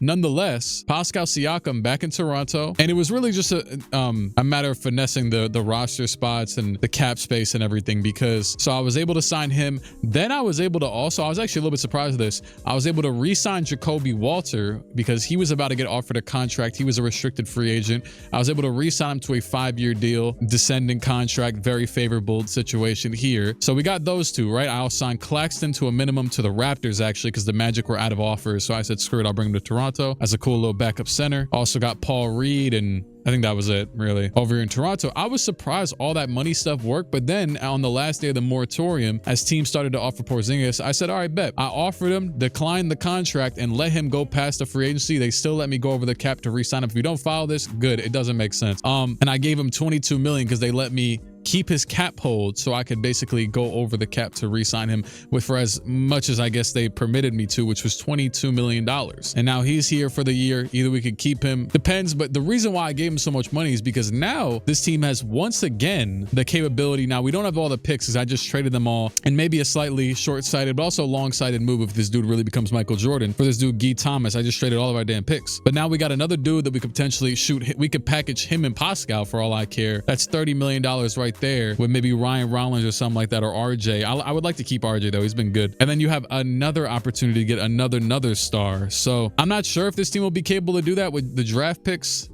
currently, but nonetheless, it doesn't hurt anybody to do what we've done. And now Pascal's back on the team. Orlando, I went ahead and brought back. We could just damn near simulate past the free agency period, honestly. Orlando, whatever. I went and I signed Ty Jerome to 1 year. He's 31. I think he'll get worse. I don't know if he's actually gonna play. Max Christie though is also here. Signed him to a 4-year deal. We got Mitchell Robinson. We also got Jalen Williams. I like Jalen Williams as center, man. You know, Jay Will, because also too he gives me the vibe of like how they had Wendell playing with this team where he could space the floor. Obviously this team, I mean, of course now you got Donovan and Tyrese Maxey to chuck up a lot of shots. So yeah, and then you got Franz and Paolo to fill in the gaps with the wings, obviously, and then MPJ to check up some shots. So all in all, this team, so I got Jaden Hardy as well. He averaged, it said 18 a game, 19 a game last year in Boston. I'm like, damn, he's hooping. So I brought him on the team for just a smooth little 2-year deal. And I brought Kalkbrenner for the hell of it. I don't know, just a little assurance piece. Sexton will re-sign. Screw it. It doesn't really hurt to keep the best one on the team, whatever. We're gonna have to re-sign Maxey at some point sooner than later. And that's really it. If I really wanted to get cheesy, I would trade Siakam and Porzingis right now before they hit the regression period, but I'll have some decorum. I just clicked on that and saw a crazy offer that I don't even want to tell you. It was so crazy. I'll let the you know, the team decide. I mean, is Fred VanVleet back out here by any chance? No, oh yeah, there he is. He got released. Back to Toronto you go. Orlando you got, oh, I love Steven Adams, man. Shout out Steven Adams. Bring him to the team. Why not? I just give him a 2-year. Yeah, whatever. Let's not even think about it. Whatever. Player progression. Let's do it. Siakam goes down by 2. Porzingis actually stood at 84, so I'll take that. That's actually very valuable. I might just keep him for the year, but it also, them trades will still be probably available. Yaxel only goes up by 2. That's a little bit disappointing. I know he's 24, but damn, he's probably gonna get cut out of the rotation this year. And we also have Siakam now, so I mean, a lot of luxury there. Shout out to the Blazers. They signed, I told you it's on auto. They signed Kobe Buffkin. He went up by 4 overalls. They signed Filipowski. They obviously, I made them bring Dame and Robert Williams back, but they actually both got a lot worse. So they went ahead and got their replacements as well. So shout out to that. Championship inbound already. Scoop goes up by 4 overalls. Giannis is kind of old. And then Orlando, Stokes goes up by 3. It wouldn't be the worst thing in the world to just do a small ball starting 5 and I actually think I might switch it so Paolo can play more center. Him and Stokes can rotate off of that. But yeah, anyways, let's just get to this regular season, man. For now though, they're going to start Tyrese. Oh, I like these jerseys are nice. I can't even front. Maxey, Mitchell, Franz, Paolo, and Mitchell Robinson. That's a real solid core group right there. Got the number 2 on. I kind of rock with it. Stokes, Michael Porter Jr., Max Christie, Colin Sexton, and Ty Jerome. I would rather, if I'm gonna just go ahead and do what I did last year. Oh, damn, Williams went down to a 79. You know what? I'm just gonna make it so that Paolo can play center as well, and then cut them to a 9-man rotation. So we're gonna go Sexton, Christie, Michael Porter Jr., and Stokes off the bench, running a smaller lineup. Mitchell Robinson and Paolo and Stokes will get all the burn at center. I'm cool with that. Toronto, same deal. I'm gonna let them rock early season here because they could be really good, especially with Siakam off the bench now. Siakam, Claxton, Ryan Rollins, RJ, and Jacoby Walter as their bench unit. The rookie actually is not gonna play. I would like if he did, honestly, but let me see. Oh no, the 11th man, they trying to play Paul Reed. So let's just go with the 10-man. That rookie that we just traded all them picks for. I guess we'll wait for him to progress or whatever. I could send him to the G, send him to that G League, man. Go ahead and bring a Clint Capella on the team. Does that let me put him down there? Yeah, sign him to the Raptors 905, the number 1 overall, or number 2 actually, sorry. He's the next Michael Jordan, but he's number 2 overall pick. All right, and with all that, we're gonna have to deal with Portland being Portland. Oh yeah, now they're gonna have Filipowski and Buffkin in their lineup. I know this is gonna be a long video, but hey, we don't got, what's the point of watching basketball? We don't got Knicks games for like nine days anyways, you know, y'all might as well just watch this. Magic are 18-10. I would have thought they would be a lot better right now. And wow, the Raptors are 14-13. Oh my goodness. What? Okay, Siakam started 11 games. Whoa, this is kind of insane. I did not expect that. I mean, I don't even know what could possibly, maybe it's Yaxel Landenberg not being in the, I don't know. Let me bring this dude Guy Thomas back up because we might need him sooner than later. Call him up. Might have to switch up this lineup. I thought they was for sure about to be goated or something. And let me guess, oh damn, Portland's 16-11. All my teams are fraudulent. At least Orlando don't look too bad now. What time is it? What time is it? What am I acting like it's okay, anyways. Let's give it a little bit longer. Okay, they just lost another. Let me check the stats. Offensive rating, Portland's 8th. Orlando's 13th, and Toronto is 24th. What did I do to this world? Magic are at least the second best defense. The Mavericks are up here now with Nembhard. They got Andrew Nembhard. They still got Ryan. No, but they got Bryce James though. This team is just getting carried by Cooper, Anthony Black, etc. Orlando doesn't look that bad when you look at the rest of this stuff. The Raptors at least do have the 5th best defense. I'll give them that. But that doesn't matter when you're not playing offense and your rating differential is this bad. A good thing I made that Porzingis contract signing thing, because we're about to have to utilize it, I think. Let's take a look at some of the rest. I feel like I got to do one of them big old sim videos soon, because I feel like I'm doing one of those right now, looking at some of these teams I've affected. But yeah, I just wanted to say shout out to the Pistons. Pistons are 10th seed in the play-in. Cavs. Kyrie's wearing number 14. That's what's up, man. Cavs are 11th. I'm about to say, there's somebody I noticed that isn't at the bottom, and it's Philadelphia. Philadelphia is top 3 right now, so that Maxey trade might have just been all around beneficial.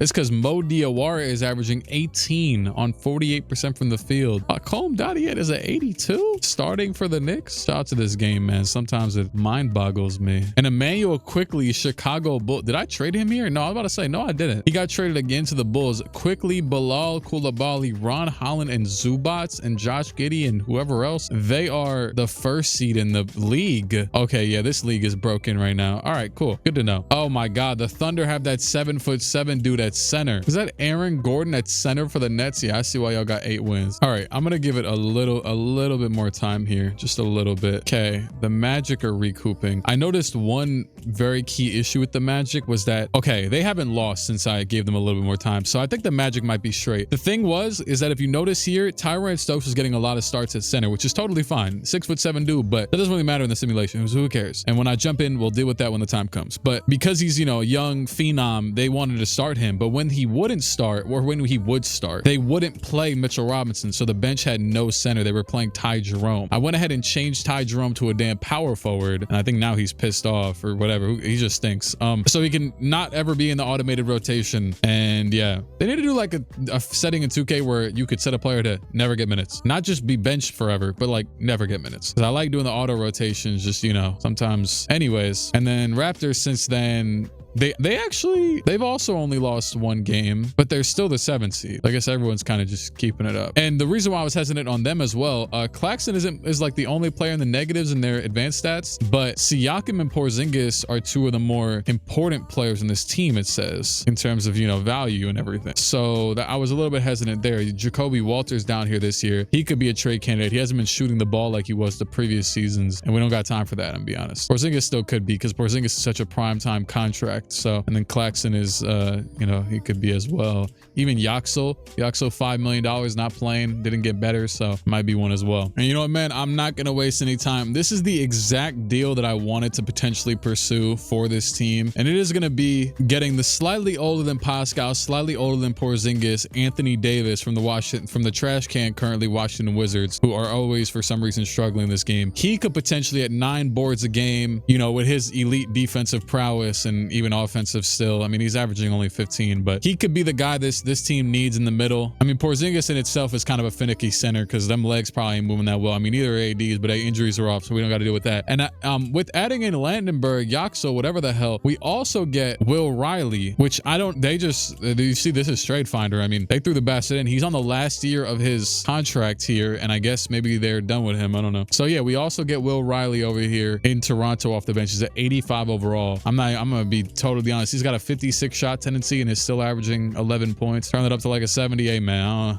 Might take over the league. But AD in his old age, we just need you to hold it down. I need to give this team a shot at a championship, because this is the whole point. I don't think they have a championship shot right now. This gives them one. If they're playing this bad recently, I know they've been winning lately, but let's go ahead and do that and then put AD at the center. I know he hates that, but I really don't care. You're not even real. I'm gonna be honest. I know this dude Will Riley, when he got drafted or whatever, but I don't know where the hell this his 2K rating of like, he's like at 81 right now in real life. I think he was just good at the end of the season. Shout out to that. Respect. That's kind of insane though to get that high of a 2K rating off of just the end of the year, but he was hooping though. And I did make him be able to play secondary power forward, so he'll be able to play some backup 4 minutes for us, I guess, since we don't really have one right now. Also, Tyrese Maxey will re-sign with the Magic, so I guess he's happy enough over here. Go ahead and re-sign him, 4-year deal. Take that. Let's see how Toronto does in this Anthony Davis era. They lose the first two, but then they're back on track after that, so that's cool. Haven't lost since those first two were dropped, so they are on a 8-game winning streak now with Anthony Davis. Shout out to Will Riley.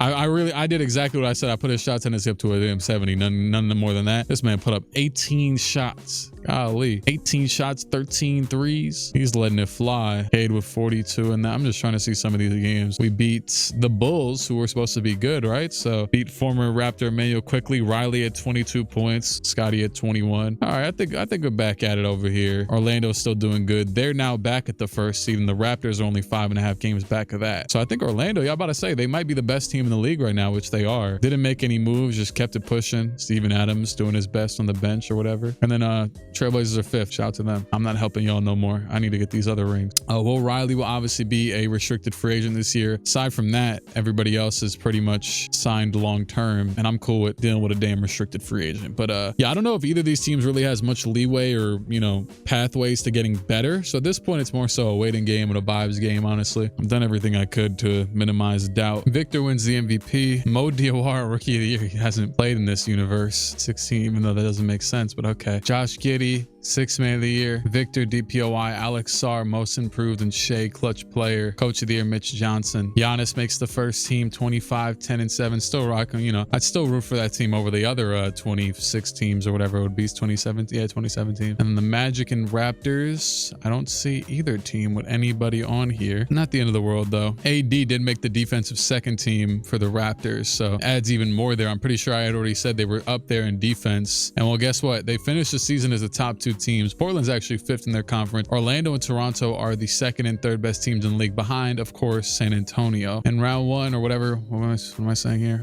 Toronto, this is a fire lineup. I'm not gonna lie, this is a really fire lineup. They are going to be playing against Boston, which is Tatum Brown, Walker Kessler, Derek Whitehead, Malik Monk, Jason Crow. And Miami is going to be the 8th seed against Orlando, low Florida matchup. Casper Yakuchionis, Tyler Hero, Asar Thompson, Miles Bridges, and Bam. I'm gonna, you know, if you guys are gonna be contenders, okay, Boston actually won game 1. Orlando swept, and Toronto's gonna win in 5. Easy money. We'll take it. Also, Portland won, so shout out to them. They were actually the lower seed there. They're now gonna play San Antonio. Hey, y'all can do a solid for us. Should I be allowed in the final? No, I wouldn't actually. Damn near the Raptors damn near won the finals last year as is. But I was gonna say, should I be allowed to tank a team if they make it to the finals? That's like, I feel like since I built the team, I should be allowed to do it. Will I do it? No, maybe. Round 2, I already simulated a game because I was just, and wow, yeah, Philly in the 2nd round with, they bench Mo Diawara, I guess. He's, where the hell is he?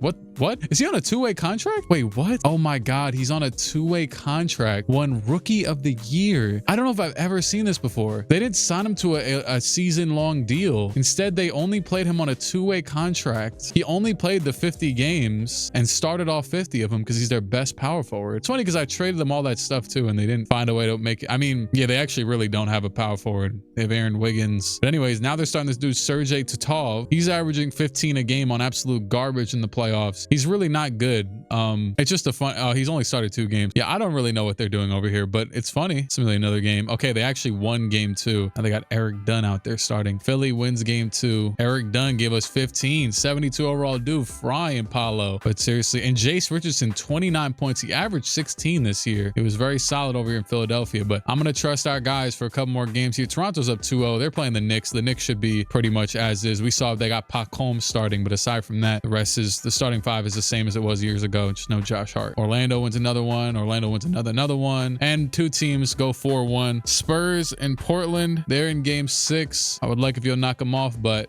game 7. And Portland did it. They beat the Spurs again, coming back down 3-2. I think that was the most it was. You already know the deal. Orlando, Toronto, as the other teams didn't play their game yet. Playing Dallas, who was pretty good this year, as we saw earlier. And you're gonna have Maxey against George, Cade versus Donovan, Scotty versus Franz, Colin Murray against Paulo, and AD against Mitchell Robinson. So obviously, starting 5 wise, fully rounded out. I mean, I'd give the advantage to Toronto, of course, who was the second seed. As Orlando, you got Tyrant Stokes off the bench though, which I'd imagine is the best bench player of the bunch. I mean, they could also just start him at center and then you'd be a little bit more even in this whole regard. But Toronto does run the deeper rotation by one guy, pretty sure. Yeah. All right, Simcast game 1. Let's just, I don't know if I'm gonna Simcast all these, but let's see. And this is gonna be Toronto winning by 3. They were just to by 5, low buzzer beater to make it look like it was interesting.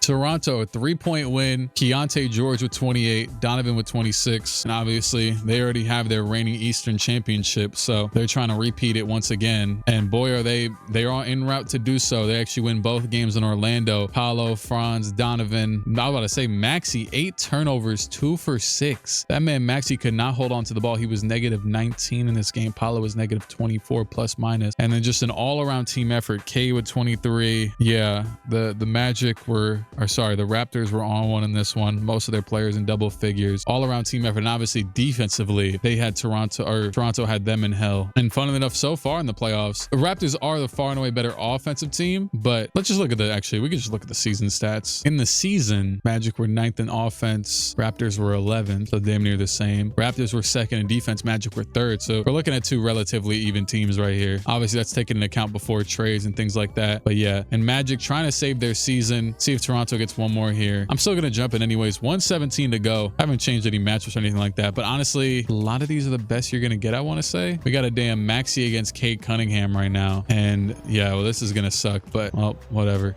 For Orlando at least. Raptors, Cade pulls it up and that is off, but Mitchell Robinson completely leaves the paint. They pass it back out to Cade. Another 3. AD had the wide open dunk. It did not take it. Maxey back up the other way against Cade. You got to check him too. I mean, he forced him to get 8 turnovers. Oh my goodness. Forget a turnover. Boy, he turned him over to the other side. Cade looking over to the sideline, looking over to whoever's sitting, that one dude who be sitting with the beard in the Raptors arena. Oh, yeah, him. He was out, and Will Riley for 3. That's off. Can we go back? Tyrese Maxey, crossover. Cade couldn't stick with it and just ankles snap. Bro, the funniest thing was a few weeks ago, ironically, he's on the court right now, when Donovan Mitchell, it looked like he crossed Tobias Harris, but he really like tapped him on the back of the hamstring and made his old stuff crumble to the ground. Pass down to Mitchell Robinson. Boy, he is in terrible positioning right now. Thankfully for him, he got the ball out of the paint. I don't know what they're doing right now, though. Boy, if I was them, I would have fouled him so quick here. And Paulo for 3. That is off. Rebound by AD. They have a chance. They pass it up to RJ. RJ at the 3-point line. Barrett, tween, over to Cade for the 3. It's off, and Robinson quickly passed it off, and it gets its way to Maxey. And Orlando, it looks like, will bring this one to a 1-2 series. In this one, Will Riley with 22, Franz with 26, Maxey with 21. And game 4 in Toronto. Orlando, it looks like these games, these are 2 juggernaut powerhouse teams. And it's funny because neither one even won the ring last year. Tied game again. Orlando's season, you could even say once again on the line. I mean, I don't know if a 3-1 really means much. Maybe in this series, not in 2K in general, but I think Toronto will definitely take one of the next, 3 games if they're able to steal this one too. Stokes is going to take the mid-range. That is good. Over Anthony Davis. He's out here getting the center reps late game. I don't know if he's starting right now, but nonetheless, he's out here. And Cade with the rock. Cade passed down to AD. He's going to go up. Stokes with the stop. He's only 6'7". AD obviously 6'10" or 11. Mitchell with the Gatorade symbol. Over to Maxey for the 3. That is off. Rebound by Walter. I remember earlier in the year, I was doing some videos where I was using like sliders, which I'm still using like variations of, but they had the 3-point like tendency up at like 80. And there's so many. Oh my goodness. RJ with the old board swimming around Mitchell. I think that was there. And now it's a tie game. But yeah, the 3-point tendency don't need to be higher. I like when players still miss shots. You don't need to make every shot. They're going to give it to Stokes though. Tyrant Stokes layup. They go to him over Paulo, over Franz, over everybody on this court. That's crazy. And AD's going to walk him down. Old Anthony Davis trying to end the Magic season, walking him down, showing up them point guard skills from when ironically he was wearing glasses like he is now when he was like 6'1" in high school. And damn, this damn near didn't look like a foul either. He might have like hit him on the head or some. How many? They have 2 timeouts. Oh, I'm using it. Challenge that call. Let's just see. You might as well throw a shot out there. They got 2 timeouts, bro. They'll be straight. This could be game changing here. Michael Soffer pissed. And let's see. Can I skip through this now? AD, like I don't see a lot of contact there. Is it gonna stand? Official review. Call stands. Okay. I didn't see really anything, to be honest. It wasn't that it was good or bad. It just wasn't really anything. Anthony Davis at the line. First free throw or only free throw is good. That's true. Actually, that was kind of, I mean, that's a big 1 point in a game like this. But I was going to say, it's not like it was 2 free throws or 3 or something. They're going to give it to Stokes again. Stokes over the shoulder hook. Tyrant Stokes getting the late game looks here. He committed the foul, but then again, though, able to get some of them points back right there, and Maxey will foul Cade. So Cade to the line. I don't think we've seen him miss a free throw yet. I might jinx him though. Cade at the line. Both free throws are good, and Magic will take a timeout. They'll need a 3 here. Thankfully for them, they do have, I mean, they already had Kyrie was bricking everything last year, but they already logistically had Kyrie and Bane, but now they have Donovan Mitchell and Tyrese Maxey to shoot this 3 as well. Create a shot, get you one up. 2 very erratic shooters. Let's see. It's going to go to Paolo, sets a screen. It goes to Paolo, and they're going to get it down to Stokes again. Stokes trying to go at Davis. He hops through the lane. That, I can't lie, that was a bucket. Even though they didn't need a 2, I gotta respect a bucket here. He gets bumped, goes to the post, hop around old AD. Looking like he's from BC. Let me slow down. Anyways, Cade at the line again. First free throw is good. Magic, no timeouts. You can blame me for that one.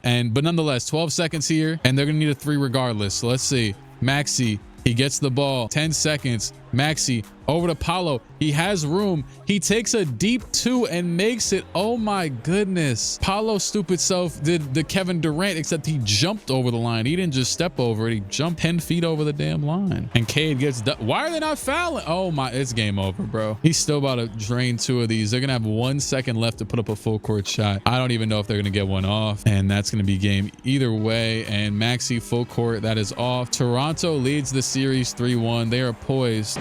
Well, AD was a closely contested to get back game. Oh god, it's probably loud as hell. I'm not even listening to the audio right now. I'm listening to Sade. But 39 and 6 from Paolo, 28 from Tyrant Stokes with 9 rebounds and 9 assists. Crazy hooping game from him here. If they don't win this year, you know, which doesn't look like they will at this point, they still, though, you know, we got a lot of years here for Orlando to prove their dominance. Toronto, it looks like, is going to close out this series. Very dominant, impressive showing here from the Raptors. Anthony Davis with 34, and he's going for his second championship. Paolo at 27. Stokes was 9 for 20 in this one. I do think this core is good enough to run it. I mean, damn, Franz 1 for 8, man. Damn, no, really. It's let's see their overall playoff stats. 22 from Paolo. Porter Jr. was 46%. Chrissy was 45%. The rotation was pretty good.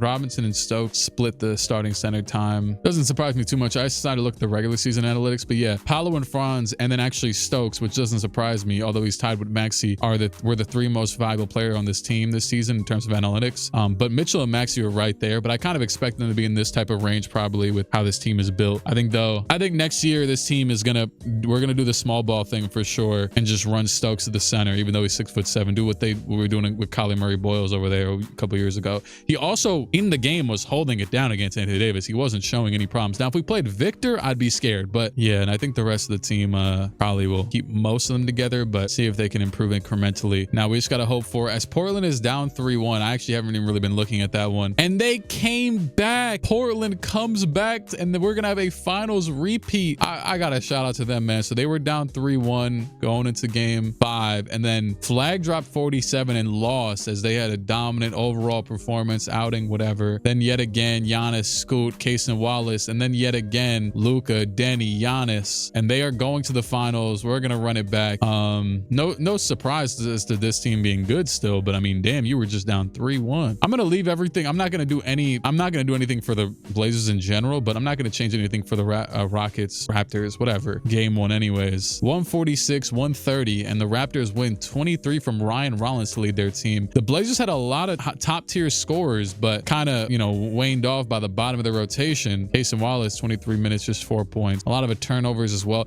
This happened last year, I'm pretty sure, where a lot of steals, or I guess there wasn't a lot of steals. I look like it from the turnovers, it did at least. Am I tripping? They only had a combined 7 steals. The Blazers had 19 turnovers. That doesn't even make sense. What kind of turnovers are we getting? I understand you could throw the ball out of bounds. That's not a steal. You could get a shot clock violation, but that's not a player stat. So that wouldn't count against all those that doesn't add up. That doesn't make any sense. Anyways, let's just say this. The Raptors forced 19 turnovers, I guess, even though their guys had like no steals. All right, but yeah, Toronto, good for them. Win game 1. Incredible all-around performance from their team. Just keep that going because I'm obviously rooting for them. I need them to get a ring. Okay, next game, it's going to be a Blazers dominant win. Next one in Portland. I'm not even going to overthink the losses right now, but it is going to be another Portland late game, especially domination. And yeah, Cade with 15 and 12. He's getting locked up. Last year, I had Giannis on Cade. I felt like that might have been a big reason to the win, but this year, I shoot Luka or maybe Kaysen's on him, or maybe it's Scoot. It doesn't really matter. He's not, I mean, this game, he 6 for 16. That's not terrible, but I mean, all right, season maybe on the line here, and they're in Portland. Raptors are doing very well, and they are going to win this game. Tie it up 2-2. Giannis with 24, Barnes with 29, Cade with 22. It's funny because I'm saying season on the line, but there was 2 3-1 comebacks in the playoffs. At least 2. I know there was 2 on the East. And the Raptors are going to win another game by 9 points. No players with 20 points in this team, but just, well, for one, good defense. 8 for 20 from Giannis of all people. I just saw this clip on my YouTube recommended. It was of Shaq appearing on Inside the NBA or whatever it was called back then, back when in like 01 when he was in the league, and he was talking about like, oh, I went 8 for 20 today. 8 for 20 shouldn't even be my vocabulary. Donovan Clingan was 3 for 12. That shouldn't be in his vocabulary either. 3-2 lead for the Raptors now after coming back down 2-1 or 2-0. I don't remember. Already forgot. Scotty was great this game. The overall team was efficient. Murray Boyles maybe not so much, or RJ. Hey, you held it down. Defense was good. Whatever. But the Blazers are gonna force game 7. Big time game 7 here in Toronto. I really wish I can guarantee this win for them, just so we don't have to waste too many years here. And you know what? Hey, legit against another team I built, back-to-back finals, same 2 teams, and they split the difference. I'm gonna jump in for them. Go ahead and celebrate their finals real quick. You know, we got RJ Barrett that off the glass dunk last year, and this year I'm gonna make it up to Portland. Let's switch back. Hold on. Where Luka at? Luka, give me a go-to shot. Oh God, I'm not gonna be able to get the shot off. Hold on. Kaysen, back to Luka. He's not gonna get it off. Oh yeah, huge shot at the buzzer. He missed it. And the Raptors have won the 2029 NBA Finals in Game 7. Fantastic finals, really. Jacob Underwood and Darko Rajakovic. Shout out to Jacob, you know, showing some respect, you know. Cade Cunningham holding up that trophy. Huge trade to get him, and then AD over here and whoever else. Keontae George obviously was a free agent signing. A lot of insanity going on over here up north. We got both northern teams rings. Cade Cunningham finals MVP, no surprise there. Shout out to Scotty. Scotty was cooking last year. Cade with 27, 4 and 7. Scotty with 12, only 5 shots. George with 21. AD with 19. Rollins was fantastic in this series. He barely even plays and did a lot. Giannis with 32 and 16 in the loss. He was on one. Clingan 2 for 12 again. Good God, I'd be sick if I actually wanted that team to win right now. And that is 2 teams down, 1 more to go. So once again, I could kind of chill off the Raptors and try and lock in. Hey, I can get real irrational right now. Now that there's only 1 team left, we can get really irrational. Shout out to Orlando, man. I actually thought Orlando was gonna win the first year. That would have been fire because it would have been over by now, right? Because none of them won year 1. Yeah, OKC won year 1. So damn, why is Darko trying to retire? Hey, I'm gonna let him go, man. No, I'm not. I should have. Whatever. I'm gonna save every coach. Screw it, except for yeah, all of them. Whatever. Why is Darko Rajakovic trying to retire? I don't care. You won a damn ring. That's crazy. Blazers have the 2nd best odds from Brooklyn. I don't remember doing that. Obviously, there's been too many trades for me to remember all of them. Wizards via Milwaukee. That's kind of wild. They also have their own top 5. Blazers really got the 2nd pick from. Hey, shout out to them, man. Who's out here in this draft? Tim Hansen. He's not gonna fall to 2. This dude's Hall of Fame, anyways. Hall of Fame potential. I'll let who was that? The Pistons. Yeah, they can. I mean, I did say I get irrational. I did say I could get irrational. Let's see. Magic. Mike Stoffer. Come on, we need you a ring. Actually, I think Rajakovic is a free. Oh no. Yeah, he is. It says expired, and they just reset. Why is he there if he's expired? Wouldn't he normally just be down here? Maybe it's glitched because I unretired him. I don't know. I'll let them deal with that. Actually, let me go ahead and put all of their stuff on auto. I'll use the teams. Toronto, been real. Told you all in a dream and got the dream done. I wonder how many years straight these 3 teams can go winning the rings if I was to simulate like mad years. Might actually test that theory, or we might just see it in live action if the Magic can't win and the other 2 just keep winning. All right, pre-draft workouts. I wanted to see what overall this dude was. Hansen. I don't care about the other 2. Well, let me see. 82. Hey man, he can get in that rotation year 1. I don't actually know if this team has the assets to trade for a first pick, but I mean, we could have Tyrann Stokes and whoever the hell this dude is. It's funny because I could help him out. Let Portland do a little 3-team trade. Let me slow down. I'm doing a lot. Jaden Hardy, we didn't even play you last year. You were actually kind of nice, and I didn't play you. Paul Brenner. I didn't play Jade Williams either, did I? No. A lot of old dudes in this team. I actually should just get MPJ out of here. Matter of fact, you could lob Max Christie too. Give me your picks back. Give me all your future picks. All right, try this. Didn't work. Throw Ty Jerome Powell. Oh no, he's a free agent. One more first. There you go. First, why is that so easy? First overall pick, pulling up to Orlando once again, the second time. So they have, at one point they had Kyrie too as another first overall pick, but Paolo first overall pick, Tyrone Stokes first overall pick, and now Tim Hansen first overall pick. Whoever the hell he's gonna be in this world, we'll see. The other teams, oh yeah, right. The Blaze. I mean, I don't really. Y'all could draft who you want, man. I'm not worried about them no more. Let's see. They drafted Drew Boyd. So Tim Hansen, new backup PG or guard or whatever. It doesn't really matter. He can play next to Sexton. I don't really care. I will say though, if Orlando doesn't win this year, now this is kind of tough because I would have loved to use Franz's contract of 50 million to leverage like a big trade or something, but he will be on a weak little re-signed contract after this year. I'm not willing to. Franz is a pivotal part of this team, valuable, whatever. I know he had some bad games at times, but unless they were really bad in the regular season this next year, I'm not willing to part with him. I don't think just yet. Mitchell and Maxey once again. All I'm saying is, I mean, yeah, it would probably be Franz. I'd probably be looking at Mr. Wagner. I'm gonna sign MPJ just for another 1 year minimum, just cause I don't know, who cares. I'm signing Kristaps and Trey Murphy to the Magic. Yep, that's right. Porzingis, another damn Raptors they're not gonna match Will Riley. They're on autos. I mean, they could do it if they want to. His $50 million offer from whatever team it said. They're not gonna match it. I'm gonna let it happen. He goes to the Hornets. Hey man, don't hate the player, hate the game. But seriously, it's on automatic. I mean, they could have just clicked the button. Bring another, especially with MPJ getting older, bring another, I mean, they're only 2 years apart, but another big wing, the 2 guard, next to potentially Hansen off the bench. And then I also brought in Porzingis because, well, we could afford him. He was a minimum contract. He's jumped around officially every team, huh? Because I signed, yeah, he's been on. I think he's the first player in this video to be on every team. He's played Portland, Toronto, Milwaukee for 3 seconds, Washington, shoot, Atlanta, Golden State. This man has a rainbow of his own. Anyways, Porzingis now in Orlando because he was on a damn minimum. And I'm like, yeah, screw it. Whatever overall he goes down to, it'll be fine for this team. I'm gonna leave free agency at that.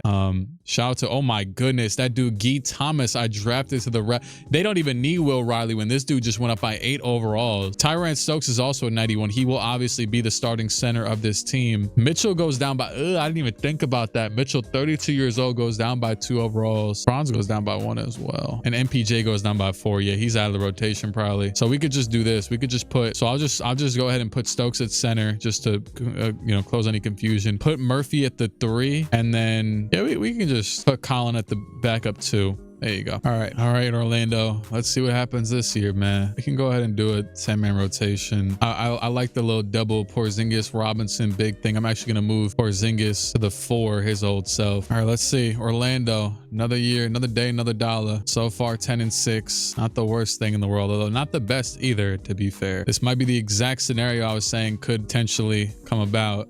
They've benched Franz for 4 games for Trey Murphy. That's a little bit terrifying. He's also not playing that good. Trey Murphy, that is. And Donovan Mitchell not providing a lot to this team. Stokes is now the best player probably based off of the stats. He's also averaging the 3rd most points. Yeah, we have some things to discuss probably in a second here. They're 4th, 20-11. Raptors are 1st. Blazers are once again in the middle of the West, although they end up being in the finals anyways, so it doesn't really matter. Raptors are still kicking. They signed on DeAndre Ayton as their backup center this year instead of Claxton, which is kind of funny, and it's working just fine. Let's give the Magic a little bit more time here just to see. Oh damn, the AI re-signed Cole Anthony. That's funny. He's back on the Magic. I'm gonna go a little bit further with this team. Just, oh boy, they're out here losing a little bit too many games. They're picking it up though. I'm actually just gonna trust this team for this season. You know what? Let's just, not much to lose really anyways. This team has a relatively solid window. We could always replace the role players. Let's just go. Orlando, show me some.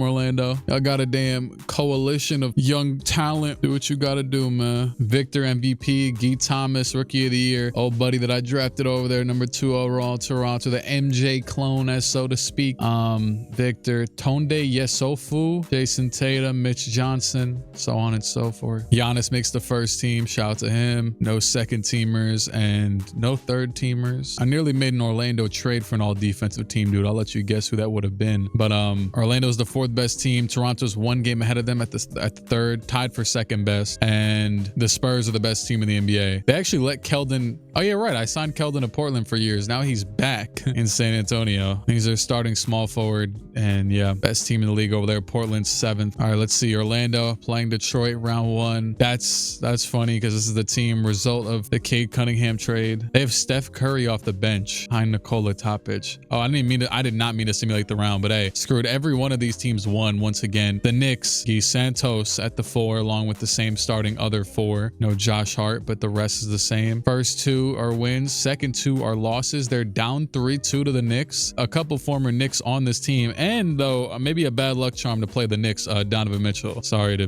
not sorry, I guess. But Maxey drops 31 in the win to force game 7. Good sign enough, I guess. Game 7 in Orlando. Okay, it's gonna be a dominant win. We'll take it. Paolo with 35, Stokes with 29, Maxey with 25. Stokes out here dropping the damn triple-double, damn near. Going to the conference finals against the Toronto Raptors, of course. Once again, this team does have 390 overalls, and oh wow, they're benching Franz right now. Do we even think about that? Maybe not. I don't know. Game 1, it is gonna. Ooh, I thought it was for sure over, but Orlando just went crazy. They're down by 1. Do the Magic have a chance here? Tyron Stokes and Anthony Davis battle yet again. I'm not even gonna change. Oh, that rookie, that Gee dude is in here. Fake MJ. He's against Maxey, but Maxey gets some space, pulls the midi. It's off. Stokes trying to fight for the board. They'll have to foul Cade. They do still have time though. It'll be a 3-point game more than likely, but they have time and timeouts. Cade will make both. Timeout taken by Orlando. Can you give me a 3-point? Trey Murphy's in the game. Hey man, he could shoot a 3-pointer. Come on. This is gonna be a pass into. It's Paolo again. Paolo hands it back to Murphy. Back to Paolo. Why? Tell him that. What is this? It's not. I wish it wasn't human nature.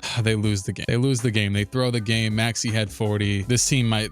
I kind of just built the Cavs. All right, game 2 in Toronto. It is gonna be another loss. Can I see? All right, no, I'm not. Okay, perfect. Franz was pretty terrible. He was 2 for 9. You know, I've had a thought to maybe do this for a while now, and I'm gonna do it right here. Yeah, I've been thinking about, because this team has struggled offensively, I've been thinking about cutting out Mitchell Robinson out of the rotation. I'm gonna do that. So we're gonna cut him out. Let the rest of the team go. That Hanson dude. You know what? Actually, cut Colin out too. Make Colin a damn. Just for now, make Colin a damn power forward. Cut him out too. I'm not feeling it right now. Go with that. That right there. Go ahead and put Porzingis back at center so you can play the backup. Franz is off the bench right now. Run the 8-man rotation. I'm just not feeling it. I'm feeling whatever this is. Hopefully it works. It probably won't. It's not gonna work. I've built my own creation is too good. I feel like all the evil supervillains, when they're too like good inventors in the movies, they win game 4, but they're down 3-1. So what really matters in this life? And it is gonna be a Toronto Raptors victory yet again to the finals. And the Blazers also lose. Hey, I'm rooting for my Raptors, my guys. Hey, win it over the Mavs real quick. 3-2, 3-3. Screw it. Toronto in game 7. They are gonna go back to back. Scotty Barnes, Cade Cunningham. Cade wins finals MVP. Respect. Julius Randle retire on the Knicks. Shout out my guy. NBA draft lottery. No cheesy. Oh no, Blazers have another Brooklyn pick. When did I get those? I don't know, but whatever. They have another one too. Raptors, I don't care about their coaching stuff. Do I get rid of Mike Stauffer, or do we? I'm not gonna mess it up. They're still a good team. They just gotta get over the hump, man. All right, and then draft for the Magic. They have the 4th overall pick in the 2nd round.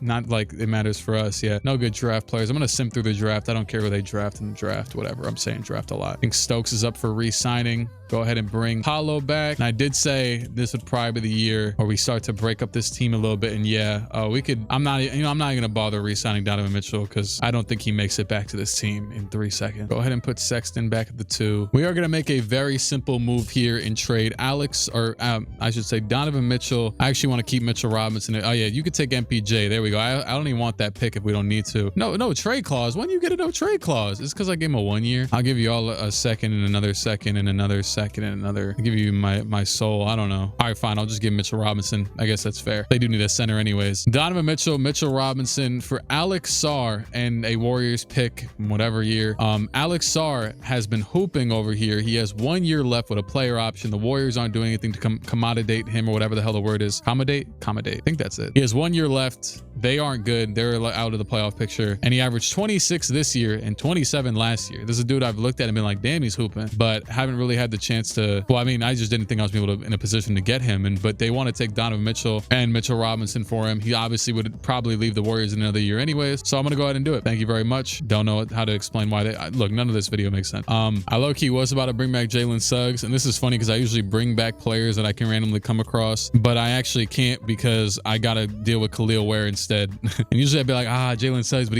I'm not gonna lie, the last Jalen Suggs game he played, he shot like 1 for 27. So sorry, but we got to bring back Ware. I can't sign the both of them. So I'm going to sign Ware and Porzingis old self back. Why not? I don't know. We're already kind of good on guards, but I just felt like trying that out. Well, actually, no, that's kind of been my plan this whole time. So obviously Paolo's going to go to the 3. Franz is going to go to the 2. Stokes goes to the 4. And then now we got this big body lineup surrounding Tyrese Maxey. So that's kind of been the design plan. If anything, the second I traded for Donovan Mitchell, I was like, damn, I just made the cap years ago. I was like, damn, we just put 2 small guards together, and I'm never going to put Franz at the 2. I've been wanting to put Franz big, tall self at the 2, this big old lineup, and we're going to finally be able to do that. So whatever, that works. And actually, that gives me even more reason to not sign Jalen Suggs. No shade to him, because that means we're good on guards, and we do need a backup center and power forward, which is exactly what we're about to get. So 2 big men. You know what? I will bring back Wendell though, for the hell of it. Why not? I don't care. And Tyrann Stokes is a 95. Maxey's a 91. Franz goes down by 1, but it's also because I made him a 2 probably. Hansen goes up by 5. Our backup PG. Murphy goes down 1. Sexton, Porzingis, Wendell, Porter Jr. At least Ware's still chilling. What about the other teams? That fake Jordan dude, he's now a 93 for the Raptors. Boy, oh boy. And him and Cade are both 2 guards, but they can both play the 1. Then they also have Keontae. It's so much going on over there.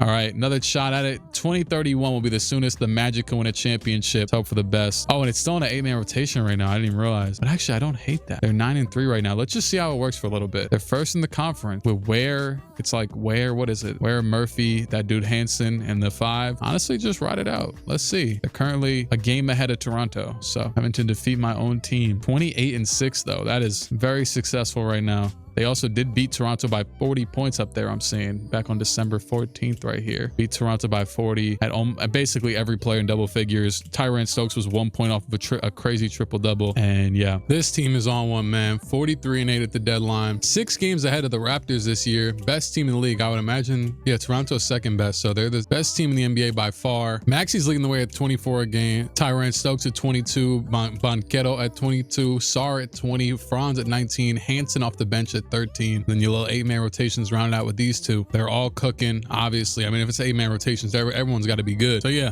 hooping. And I'm not making no, I'm about to change this team. They better not lose. I'm be sick. They're not going to break the record or anything like that, but we'll live. Shea wins MVP. Nicolas Alvarez.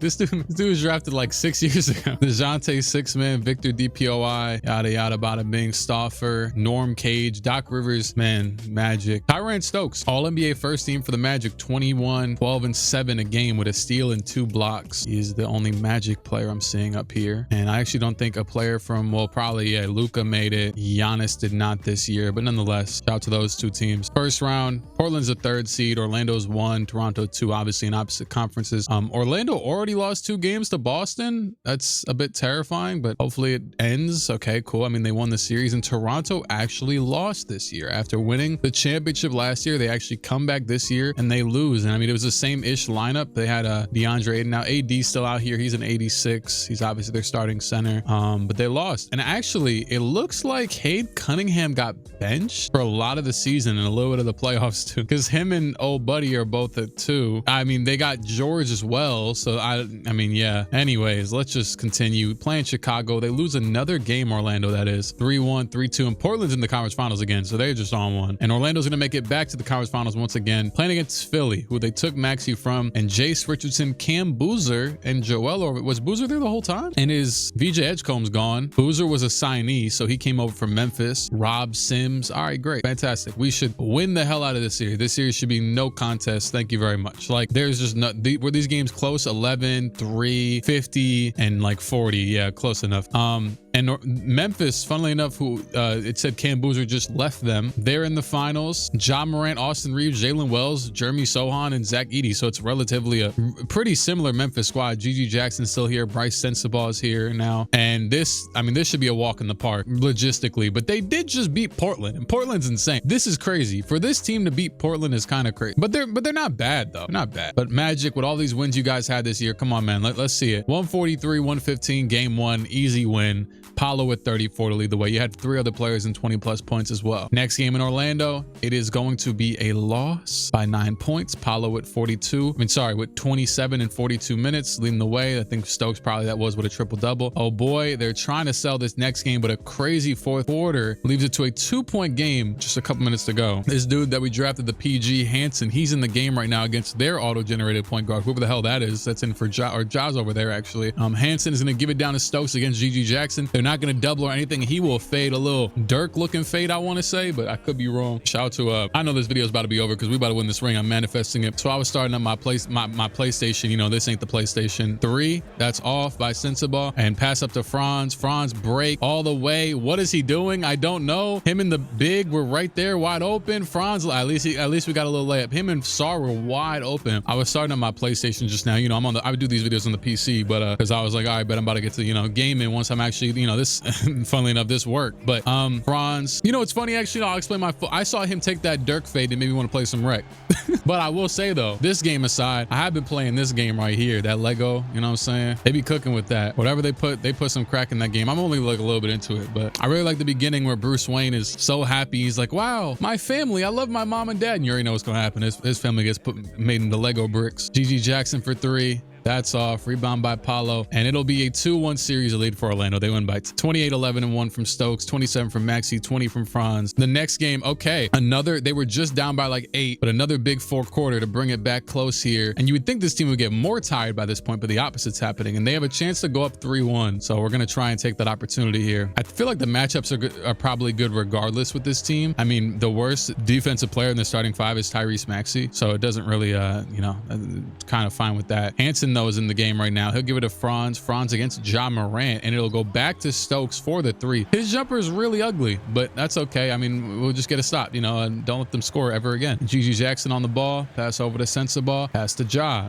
against Franz. Ja to the rim. He gets a switch with Paolo. He's in a, wow, yeah, that was like when you're like playing against like an older sibling and on the driveway hoop. That's how that one just looked. Stokes backs out. It's Hansen for 3. That is off, but look at Sar on the old glass running around Edie, making him look stupid. You know what I have thought about? I know Sar went second in that draft that he was in because I'm thinking about the draft because ED, Sar, whatever. I'm pretty sure they were the same draft, right? Anyways, yeah, 1000%. Ja Morant, wow, that was bad. Did he even get blocked? Wait, can I see? Yeah, he just got second. This shot went up. I don't know. Yeah, Franz just dome off the backboard. Didn't get anywhere with it. That draft, that whole time, like I don't know a lot about, you know, college. We had seen Stephon Castle. What, he had won like 2 straight national championships, right? Like I was like, I for sure thought he was gonna be the #1 pick if it wasn't, you know what I'm saying? Like they was doing all that Ricochet stuff anyways.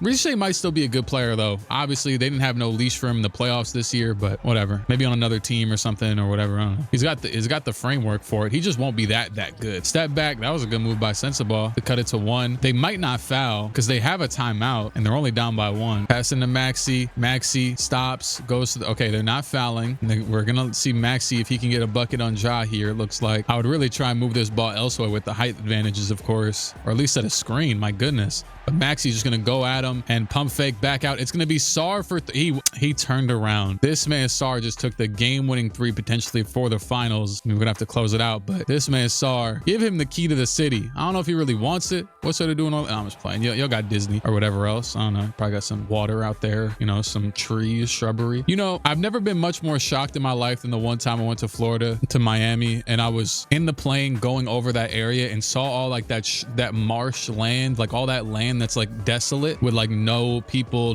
there's like alligators probably all in there. I was so shocked. I didn't know that existed. Anyways, passing to Jalen Wells for 3. That's good. Here we go. Maxi, we're gonna need some free throw. They're not fouling. They're sending GG Jackson up the court to foul. Edie and Ja did not foul because Edie has 6 fouls. Ja has 5. I'm not gonna lie, you just foul out at this point. Like they're off, yeah, sure, but why would they not foul? The game is over, but foul outs are off. Anyways, 1 second to go. I think he might have just got it off. It doesn't matter. Kind of interested if he actually did or not, but the Magic go up 3-1. We're about to see 3 straight rings by these 3 teams built by an absolute crackhead. I'm actually happy the sequence has went in this order, or not that this order matters, but like that they actually all won consecutively, because the Orlando Magic are well on their way. Well, I guess that is true. They didn't, I mean, they did win consecutively, but Raptors won twice. Anyways, 139, 118. Oh, I got Maxey. Maxey is quick as hell. Let me get the Grizzlies a bucket real quick. Let's see. You know what, Zach Edey? Hit him with a little go-to. Hold on. Step back. Oh, off the glass.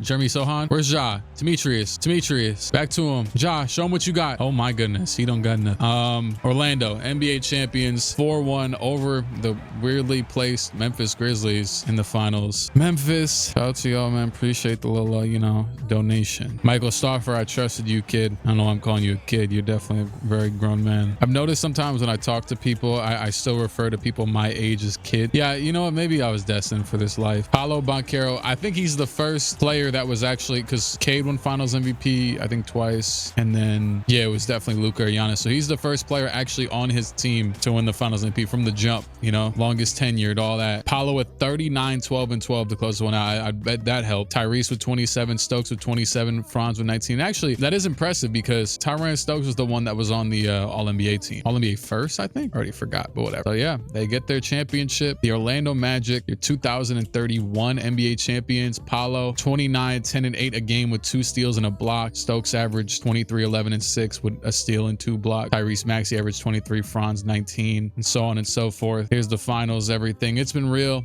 It's been fun, but ain't real fun. Shout out to Ricky Lido, Kylo Quinn, Will Barton, and Grievous Vasquez. It's been real. It's been fun, even real fun. Shout out to all the Raptors, Magic, and Blazers fans for your patience. I mean, there's been many years where I just skip on a couple of these teams, but I'm not gonna lie, I actually wanted to do these from the jump. There was just so many of these damn things to do, and yeah, it's been real. It's been fun, been real fun. You can like, subscribe, channel, all that stuff if you feel like it. And I'm gonna get the hell up and out of here.